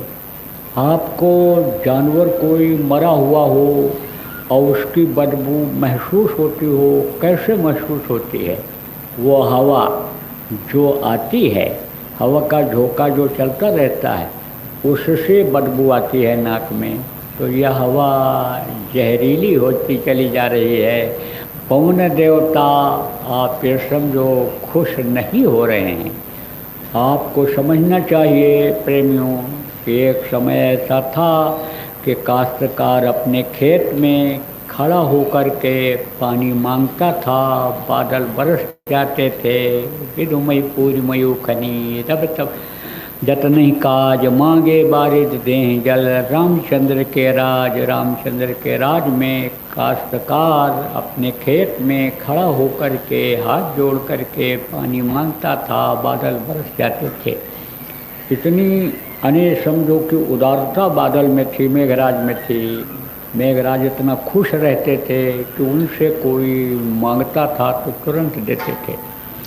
और सतयुग का इतिहास यह भी मिलता है कि सतयुग में तो पानी मांगना भी नहीं पड़ता था। काश्तकार अपने खेत को जोत करके बीज को डाल करके चला आता था, जब ज़रूरत पड़ती थी तब बादल आते थे, बरस जाते थे। फिर ज़रूरत पड़ती थी, फिर बादल आते थे, फिर बरस जाते थे। फिर ज़रूरत पड़ती थी, जब भी ज़रूरत पड़ती थी। और मान लो 1 दिन 2 दिन 4 दिन 10 दिन किसी को बुआई में लेट हो गया तो एक साथ बारिश नहीं भी होती थी। जब जिस खेत को ज़रूरत पड़ती थी तब पानी मिलता था। जैसे आपके पास किसी के पास खेती ज़्यादा है तो आपके बोने में पिछड़ापन हो जाता है। कितने खेत को आज बोओगे, 2 एकड़ 4 एकड़ आज बोओगे, 4 एकड़ कल बोओगे, परसों बोओगे, 10 दिन लगेगा। तो 10 दिन जो लेट हुआ उसका पानी 10 दिन बाद लगाना होता है। तो बादल ऐसे आते थे कि जब जिस खेत को ज़रूरत पड़ती थी बादल आते थे, बरस जाते थे। लोग याद कर लेते थे कि द्वितीया के दिन बुआई किया, तृतीया के दिन किया, शुक्ल पक्ष की द्वितीया को किया, उजाले पाक का। तो जब द्वितीया का चांद दिखाई पड़ेगा 3 महीना पूरा हो जाएगा, 4 महीना की फसल हमने बोया है, 4 महीना पूरा हो जाएगा तब हम जाएंगे काट करके ले आएंगे। काट करके ले आते थे, एक बार बोते थे और 27 बार काटते थे। ऐसा सतयुग का इतिहास मिल रहा है। फसल को बार बार बोना नहीं पड़ता था, एक बार बो के चले आए। जब ज़रूरत पड़ी बादल आए बरस गए, जब ज़रूरत पड़ी बादल आए बरस गए। बादल कैसे बरसते हैं? आप ये समझो कि कहीं कहीं देखो ओला पत्थर गिरने लगता है। अब आप ये सोचो कि पानी बरसना चाहिए तो ओला पत्थर क्यों यानी समझो गिर रहा है। कभी कभी आप देखो कि बूंदें बहुत तेज गिरती हैं और बड़ी बड़ी बूंदें गिरती हैं। देखो शायद पहाड़ों पर कहते हैं कि बादल फट गया और इतनी इतनी बूंदें बड़ी बड़ी गिरने लग गईं। कहीं कहीं देखो पतली बूंदें गिरती हैं, तेज बूंदें गिरी फिर पतली बूंदें गिरी। यह ऐसा क्यों होता है? बादल किससे बनता है? हवा से बनता है। हवा जैसा रहता है, दूषित हवा रहता है, खराब हवा रहती है तो उस तरह की बूंदें बनती हैं।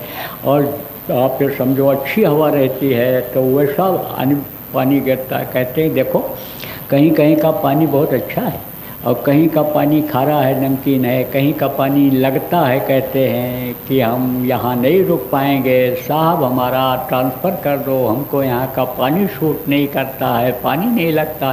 देखो पानी तो एक ही है, बरसात तो एक ही मेघ देते हैं, लेकिन अलग अलग क्यों देते हैं? उसका यही कारण है कि ये जो दूषित हवा पहुँचती है, जहाँ जैसे पहुँचती है वहाँ वैसा ही बादल वो पानी देता है। आप ये समझो प्रेम कि यानी समझो कि जस करनी तस भोगव ताता, यानी जैसी करनी होती है वैसे ही वो भगवाता है। क्यों? क्योंकि काल का देश है। देखो काल के देश से जो आए, जो भेजे गए यहाँ सुधार करने के लिए भी, ऐसे भगवान राम थे, भगवान कृष्ण थे, धर्म की स्थापना करने के लिए आए थे। लेकिन इनके अंदर दोनों तरह की शक्तियाँ थीं, काल की शक्ति और दयाल की शक्ति दोनों थी। का काल रूप तिनकर में भ्राता, शुभ और अशुभ कर्म फलदाता। आप ये समझो कि बुरे के लिए बुरे साबित हुए। ताकत इतनी उनके अंदर नहीं थी, शक्ति इतनी नहीं थी, इतनी कमाई उनकी नहीं थी कि वो रावण को मार सकते थे। इसलिए दो शक्ति, दो कला, परशुराम जो तपस्या में लीन रहा करते थे, जिनके पास ज़्यादा शक्ति थी, उनसे उन्होंने मांगा था।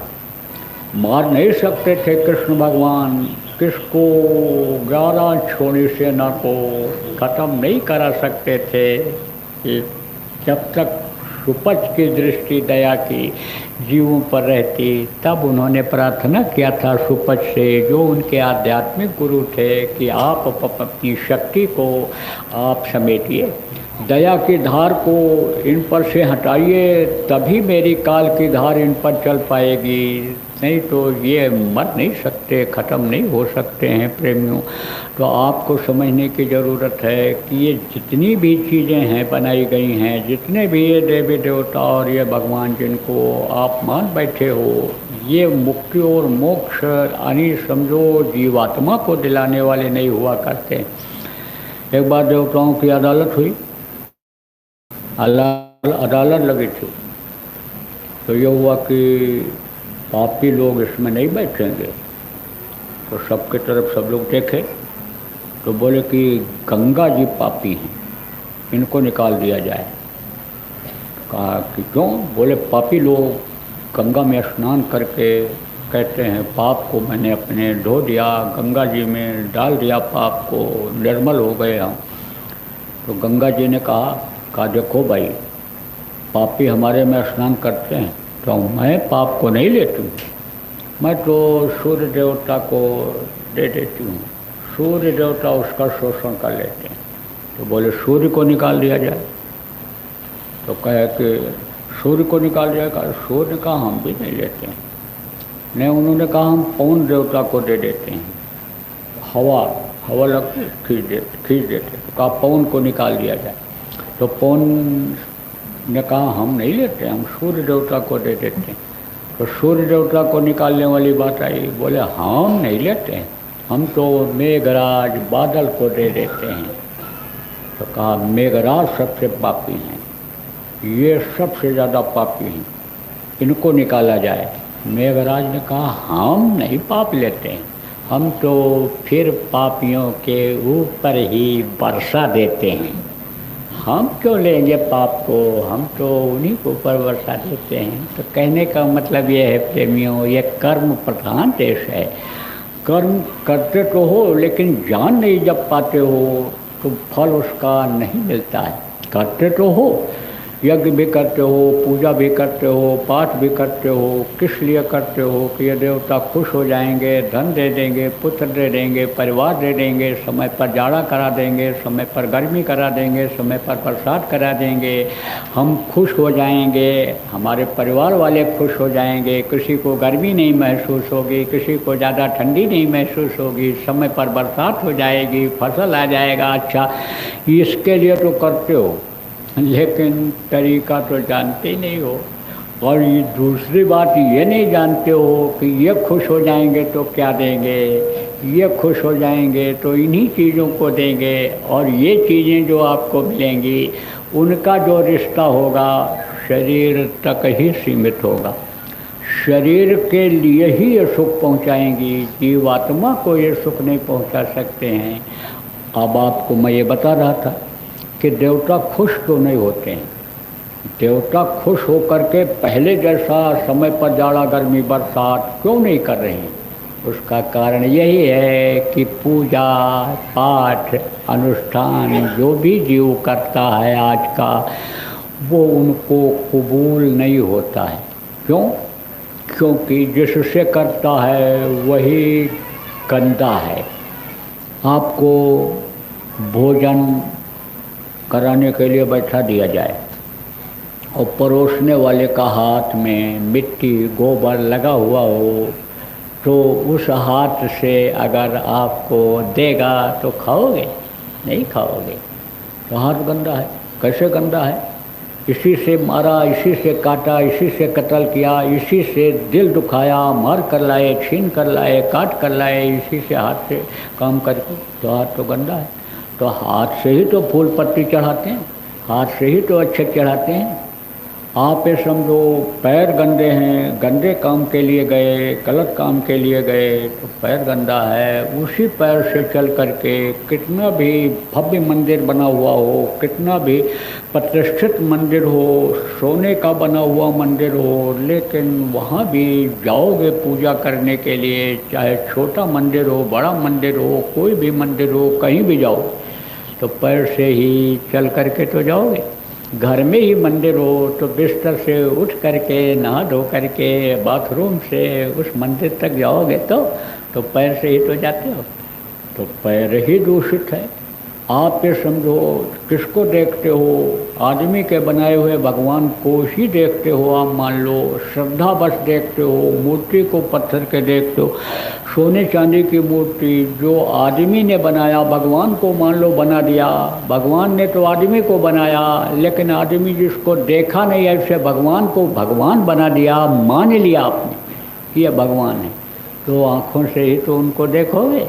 अब ये आँखें जो गंदी हैं, मुँह से श्लोक पढ़ते हो, ये श्लोक यानी समझो कहाँ से निकलता है? जीव से निकलता है। जो जीव कितनों का खून चाट चुकी है, कितनों का मांस जानवरों का खा चुकी है, कितने जीवों की हत्या करा चुकी है, तो उससे जब श्लोक पढ़ोगे तो देवता खुश होंगे? कभी नहीं खुश होंगे। इसलिए प्रेमियों, इसको साफ सुथरा रखो। इस मनुष्य शरीर के अंदर ऐसा कोई खून नहीं बनना चाहिए जो पशु और पक्षियों के मांस का बना हुआ हो। देखो, मनुष्य शरीर की बनावट ऐसी है कि इस शरीर के अंदर जो भी डालोगे आप, मुंह से कोई भी चीज़ आप डालो, मुंह बंद हो जाए, नाक से डालो, किसी भी रास्ते से पेट में जाए, नली लगा करके डालो, तो जो चीज़ डालोगे उसी का खून बनेगा।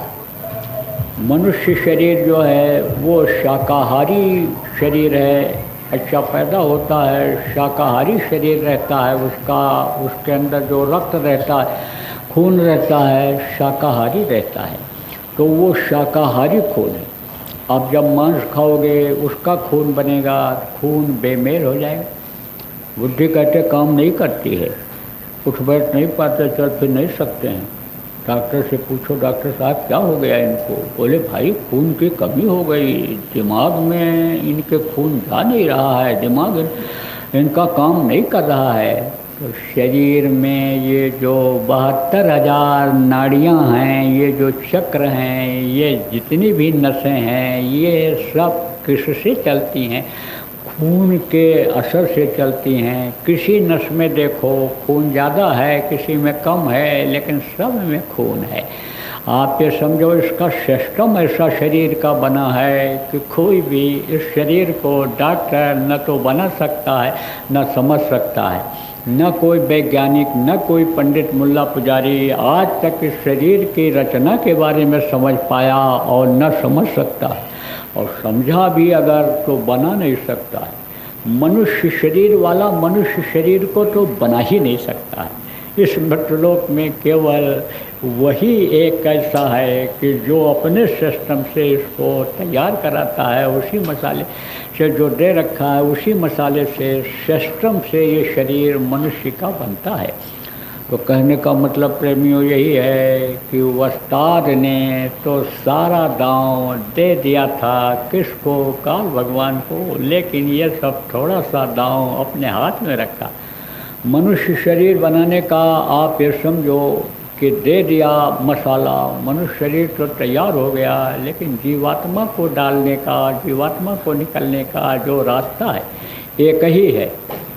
उस रास्ते को काल भगवान कभी भी बंद नहीं कर पाए, उसी से जीवात्मा निकलती है।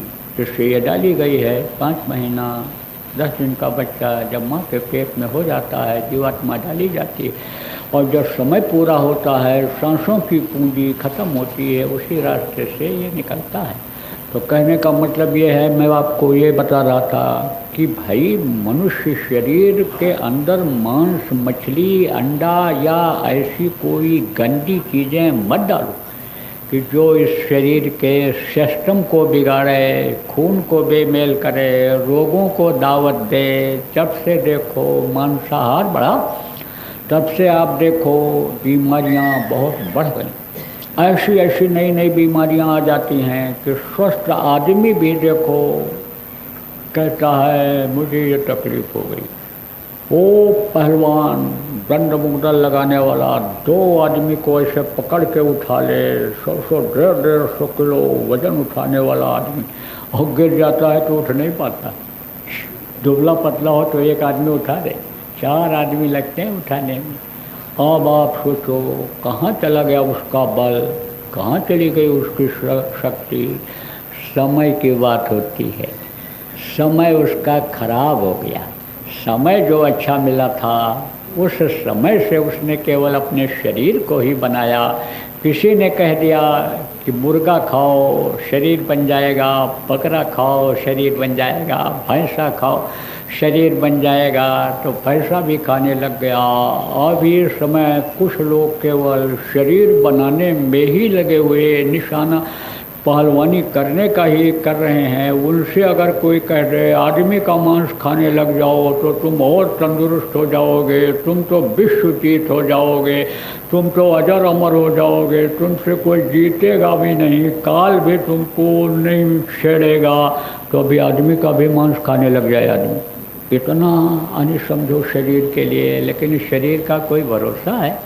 अरे भाई इस वक्त पर तो देखो आदमी घर से निकले, कोई गारंटी नहीं है कि 2 घंटे के बाद ठीक ठाक वापस आ जाएगा। तो इस शरीर दहिया पर गर्व न कीजिए, 4 श्वान गिद्ध खई हैं, जादिन मन पक्षी उड़ गई हैं। महात्माओं ने कैसे कैसे समझाया, ए मन जैसे ये पक्षी उड़ेगा, जैसे ये जीवात्मा निकलेगी इस पिंजरे से, जो पिंजरे के अंदर ये बोलने वाली शक्ति है, ये जैसे ही निकलेगी, जैसे तोता कहा गया जीवात्मा को, इस शरीर को पिंजरा का उदाहरण दिया, कहा जैसे पिंजरे से जीवात्मा निकलेगी तैसे इसको श्यार स्वान गिद्ध कहीं हैं, जा दिन मन पक्षी उड़ गई हैं।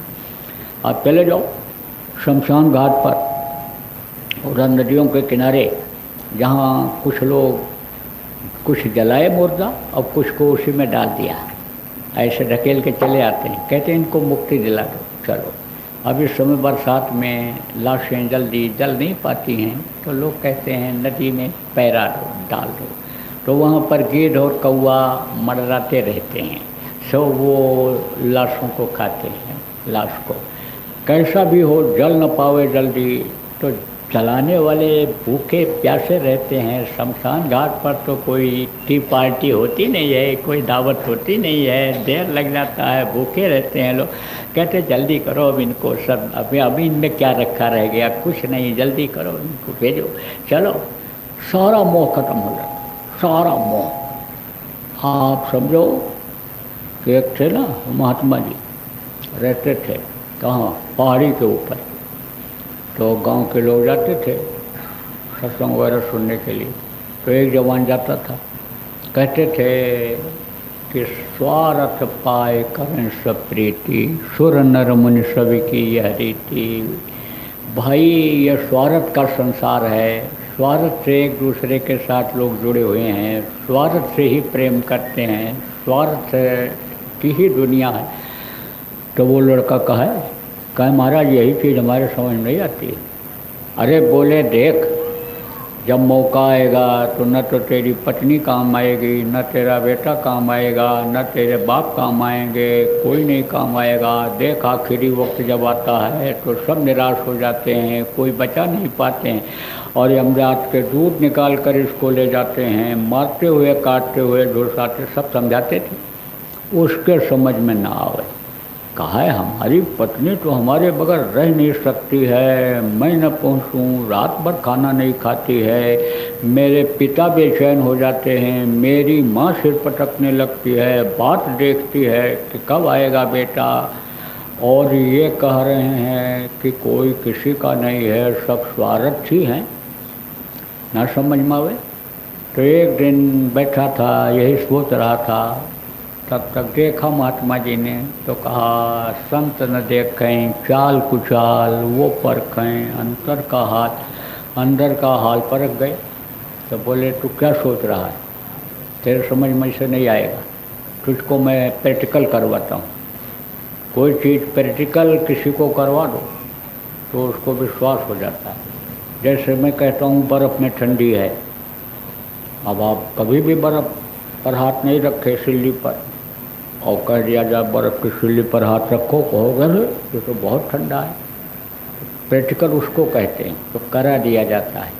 जैसे नामदान दिया जाता है, ध्यान कराया जाता है, भजन कराया जाता है, कहा जाता है अंदाज लो, देख लो कितना नाम में शक्ति है, ये नाम जो बताया गया इसमें कितनी पावर है, कहाँ कहाँ आपको ले जाता है, कहाँ घुमाता है ये नाम को जपते ही आपको क्या फ़ायदा होने लगता है। तो इसीलिए तो प्रैक्टिकल कराया जाता है। तो अब आप ये समझो कि सिखाया उसको, क्या सिखाया, यही साधना। कौन सी साधना, सूरज को चढ़ाने का, ऊपर जीवात्मा को ऊपर चढ़ाने का। तो जीवात्मा जब ऊपर चढ़ती है, जाती है, तो शरीर ये छूट जाता है, इसका भान ज्ञान उतना नहीं रहता है, कुछ दूर तक रहता है, और कुछ दूर के बाद फिर उधर भूल जाता है। सोने के समय में आप ये समझो किसी को ऐसे हल्का सा जग जाता है, क्यों, क्योंकि ज़्यादा दूर जीवात्मा सोने में नहीं जा पाती है। आप ये समझो बल्कि वो नीचे उतर आती है, यहाँ कंठ चक्कर पर, यहाँ, और मन के साथ यहाँ पर रचना कर देती है, क्योंकि मन का काम है भगना। सोते समय भी मन चलता है, कहाँ ले जाता है, सपना दिखवाता है तरह तरह का। 16 तरह के सपने होते हैं, 16 दल कमल है यहाँ, जहाँ ब्रह्मा विष्णु महेश की माँ बैठी हुई, आद्या महाशक्ति जिनको कहा गया।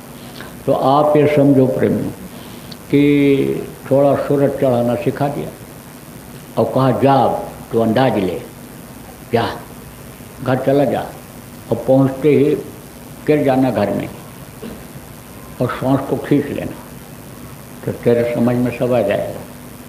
चला गया और फिर गिर गया, ऐसे ऐसे हाथ फैला और पैर फैला के पड़ गया। तो औरत उसकी लड्डू बना करके रखा था, खीर पका रही थी, तो देखा कि तो गिर गए, तो कहीं देखा, कहा कि ये तो चले गए, ये तो चले गए,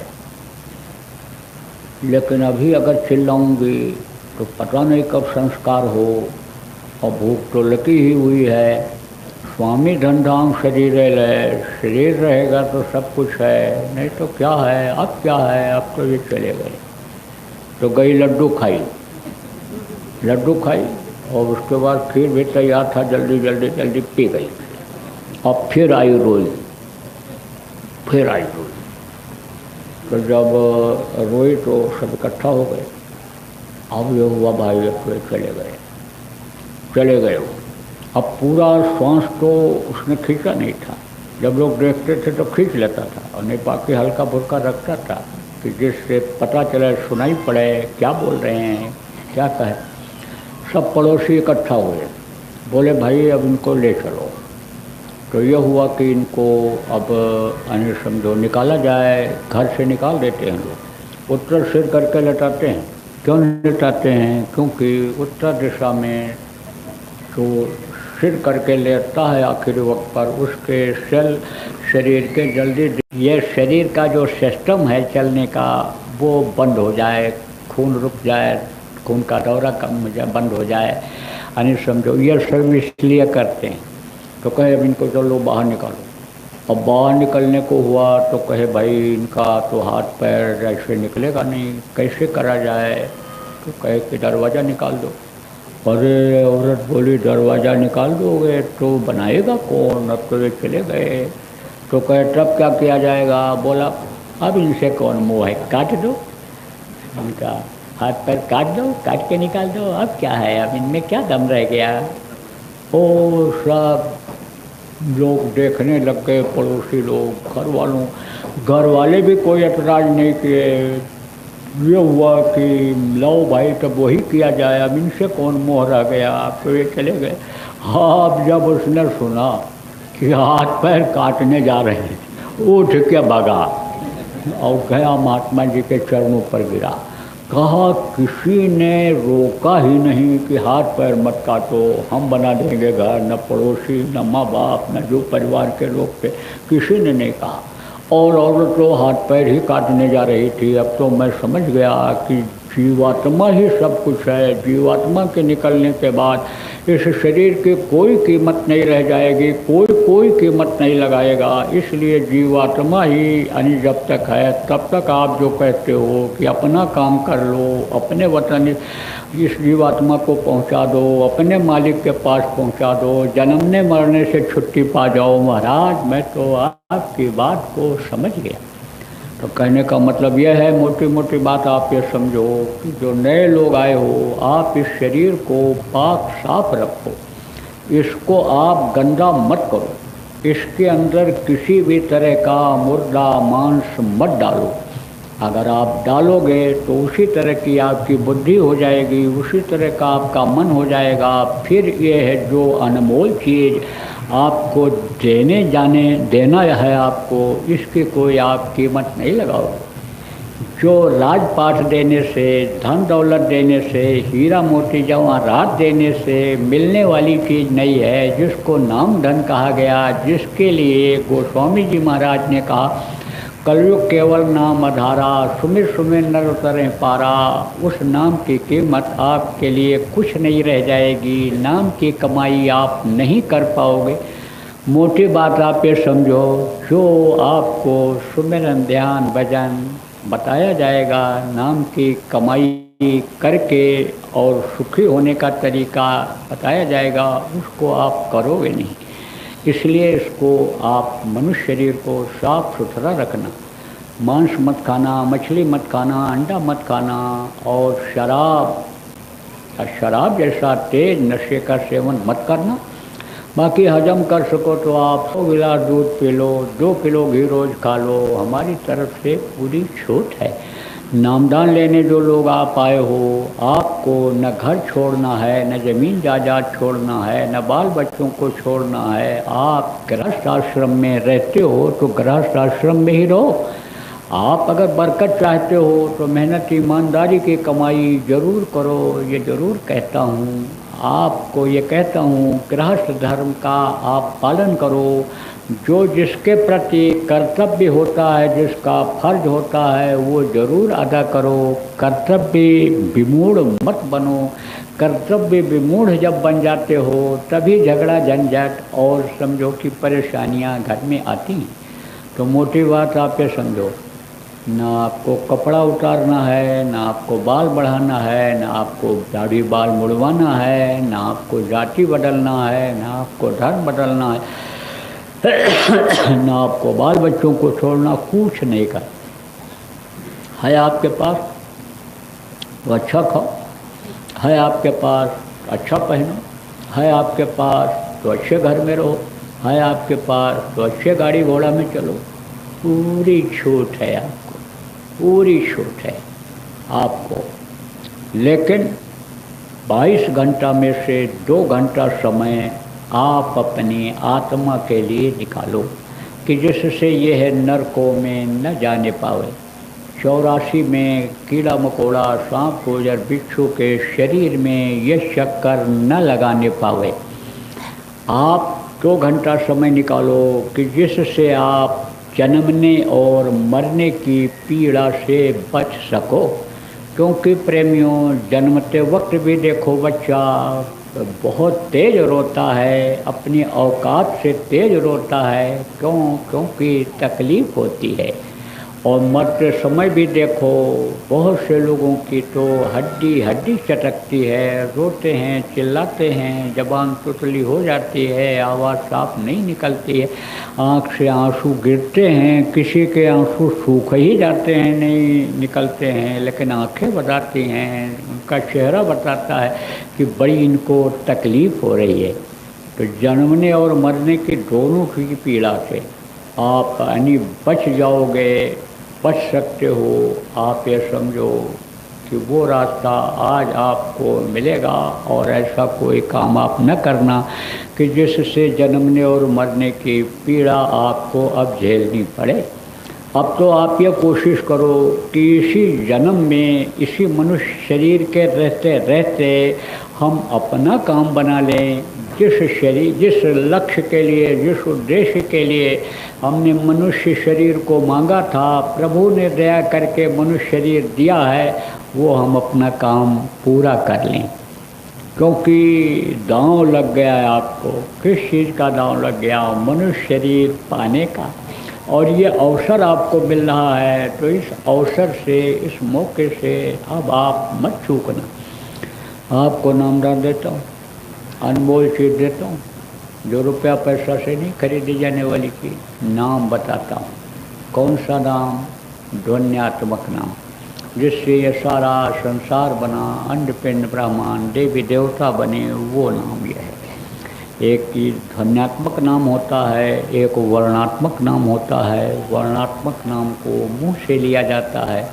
महापुरुष जब आते हैं तो वो एक नाम अपनी इच्छा अनुसार मौज से अपने लोगों के रक्षा के लिए, अपने मिशन की पूर्ति के लिए जगाया करते हैं। जैसे जब राम भगवान आए थे तो राम नाम उन्होंने जगाया था, कृष्ण आए थे कृष्ण नाम जगाया। आगे समझो जब इधर संतों का प्रादुर्भाव हुआ, कबीर साहब आए, सत साहब नाम जगाया उन्होंने। और आपके गुरु नानक साहब ने वाहे गुरु नाम जगाया, और सूर्यदयाल जी महाराज ने राधा स्वामी नाम जगाया, और हमारे गुरु महाराज जय गुरुदेव नाम जगाया। ये जिनकी तस्वीर लगी हुई, इन्होंने जय गुरुदेव नाम को जगाया था। तो वो तो चले गए, लेकिन जय गुरुदेव नाम में अब भी शक्ति है, पावर है। शुरू में तो लोग विश्वास नहीं करते थे, क्योंकि लोगों के लिए ये नया नाम था। कहते थे जय गुरुदेव नाम कहाँ से आ गया, लेकिन जब समझाया गया, बताया गया, और कुछ समझ में आया, कुछ लोगों के समझ में नहीं भी आया तो नहीं आया, और जिनके समझ में आया सब के लिए ऐलान हो गया कि जब भी मुसीबत आवे उस वक्त पर जय गुरुदेव नाम को बोलना, और जब हर तरफ से निराश हो जाना, कोई भी जान माल को बचाने वाला रास्ता न रह जाए, सभी आदमी, सभी देवता, भगवान सबको याद कर लेना, और जब कोई सहारा न हो तब जय गुरुदेव नाम बोलना। परीक्षा लेना, परीक्षा लिया लोगों ने, और जय गुरुदेव नाम बिल्कुल खरा उतरा। कितनों की जान जय गुरुदेव नाम बचाया, कितनों को मरणासन अवस्था थी, प्राण नहीं निकल रहे थे, जय गुरुदेव नाम बोलने से प्राण निकले लोगों के। कितनों के बिगड़े काम बने, कितनों के रोग ठीक हुए, कितने परीक्षा में विद्यार्थी पास हुए, कितनों की नौकरी यानी समझो तरक्की हुई, नौकरी मिली। जब भौतिक लाभ होता है लोगों, दुनिया की चीज़ें मिलती हैं, तब विश्वास होता है।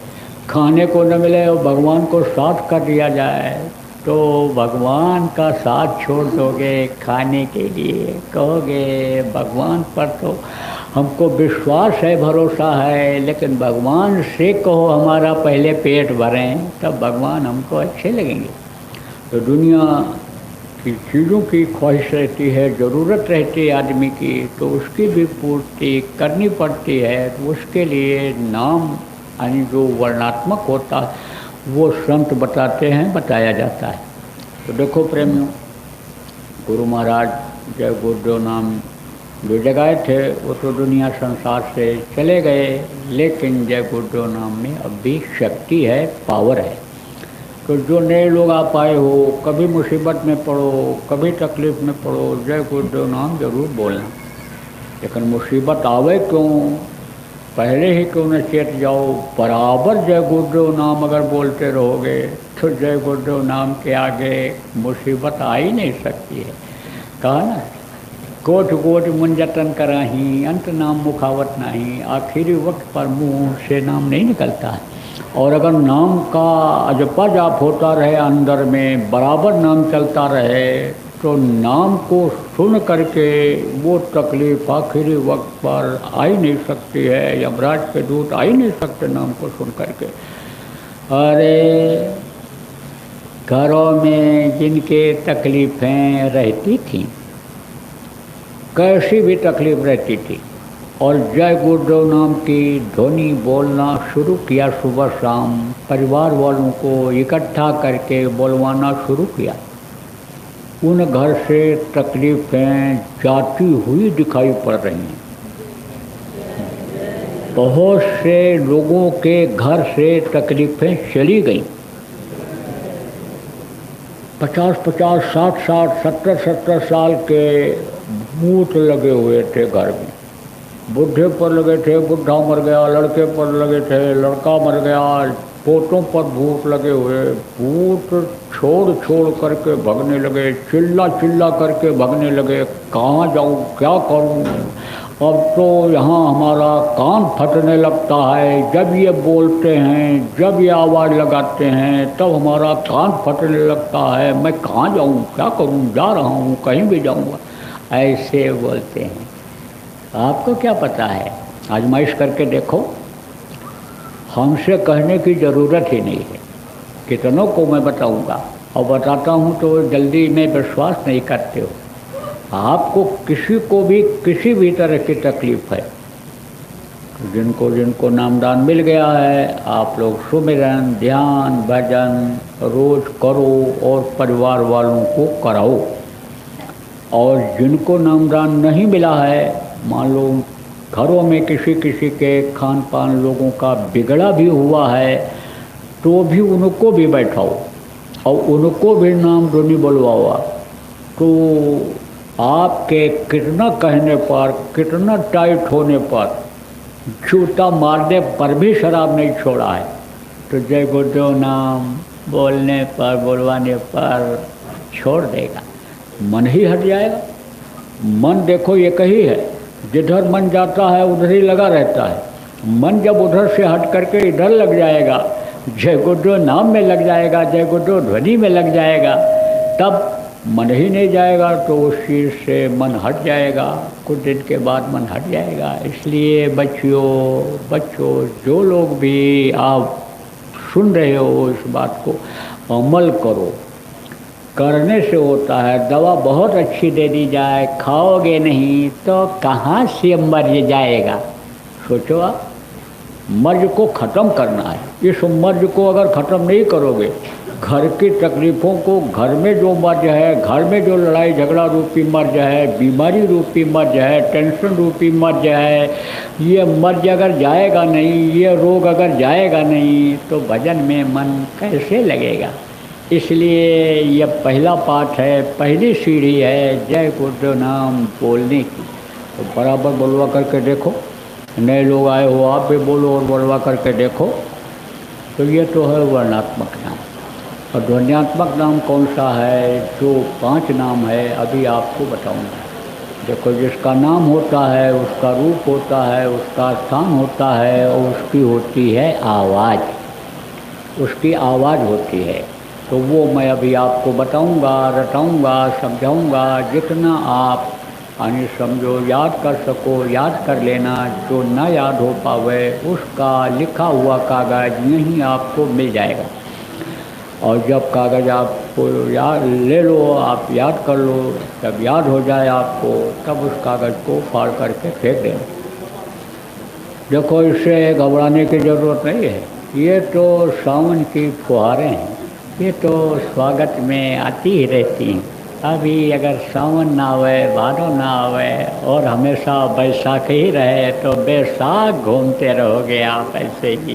कोई आपकी कदर नहीं रहेगी, एकदम से दुबले पतले हो जाओ। तो यही तो हरा भरा करता है, शरीर को यही हरा करता है। तो घबराने की ज़रूरत नहीं है। नए लोग जो आए हो नामदान लेने वाले, बैठ जाओ, इधर आओ। जो देवियाँ हो, बच्चियाँ हो, इधर बैठ जाओ। नए लोग जो आए हो नामदान लेने के लिए। और जो पुरुष हो यहाँ बैठ जाओ, इधर जगह है, इधर आ जाओ। भीगने के लिए अगर आप डरते हो तो इधर आ जाओ। पहले तो देखो, अली बड़ी बड़ी तपस्या करवाते थे, फिर नामदान देते। अब भी देखो, चाहे ठंडी का महीना हो, लेकिन कहते हैं कान फूंकते समय, मंत्र देते समय जाओ नहा के आओ। रोए खड़े रहते, नंगे बैठाते हैं, तब कान फूंकते हैं। तो यहाँ तो खाली फुहारें आई हैं, आ रही हैं, इससे क्यों घबराते हो। तो देखो, 5 नाम, 5 रूप, 5 स्थान, 5 की आवाज़, ये आपको अभी बताया जाएगा। आप याद करो। जो न याद हो पावे उसका लिखा हुआ कागज़ यहीं आपको अभी सत्संग के बाद मिल जाएगा। न मिल पावे तो आप पुराने लोगों से पूछ करके लिख लेना। और जब याद हो जाए तो कागज़ को फाड़ करके कहीं सुनसान जगह पर फेंक देना। देखो, आ जाओ तुम लोग और इधर आगे बढ़ो, इधर जगह भरो, इस तरफ पूरा जगह भर दो। पीछे जगह छोड़ दो, पीछे जो आएंगी ये बैठ जाएंगी। और ऐसे आप लोग इधर आओ, आगे बढ़ो, आप लोग आगे बढ़ो। यहाँ से ऐसे बैठो, यहाँ से बैठ जाओ जहाँ तक जगह है। जहाँ तक जगह है वहाँ तक बैठो। पीछे की जगह खाली कर दो। नए लोग जो आए हो नामदान लेने अंदर चले आओ। इधर नामदान लेने जो लोग आए हो अंदर आ जाओ। इधर जगह है, एक आदमी खड़े हो जाओ, बैठाते जाओ इनको, उधर बैठाते जाओ। एक आदमी खड़े हो जाओ। नए लोग जो नामदान लेने वाले हैं इनको यहाँ बैठा दो नज़दीक। बच्चों तुम लोग उधर बैठ जाओ। और उधर पीछे पीछे हटो, पीछे पीछे उठ के जाओ वहाँ। अरे उठो, पीछे वाले उठो, अरे उठो, सब लोग उठो, बच्चों उठ जाओ, उठ के जाओ वहाँ पीछे से उधर बैठते हुए आओ। उधर आगे जगह खाली करते हुए बैठने, चलो पीछे चले जाओ। तुम्ही लोग चले जाओ, फिर अपने बजाय पीछे उठ के चले जाओ। तुम लोग पुरानी सत्संगी हो, पुराने लोग चले जाओ, पुराने लोग उधर बैठ जाओ। नए लोगों को बैठने दो आगे। बैठो,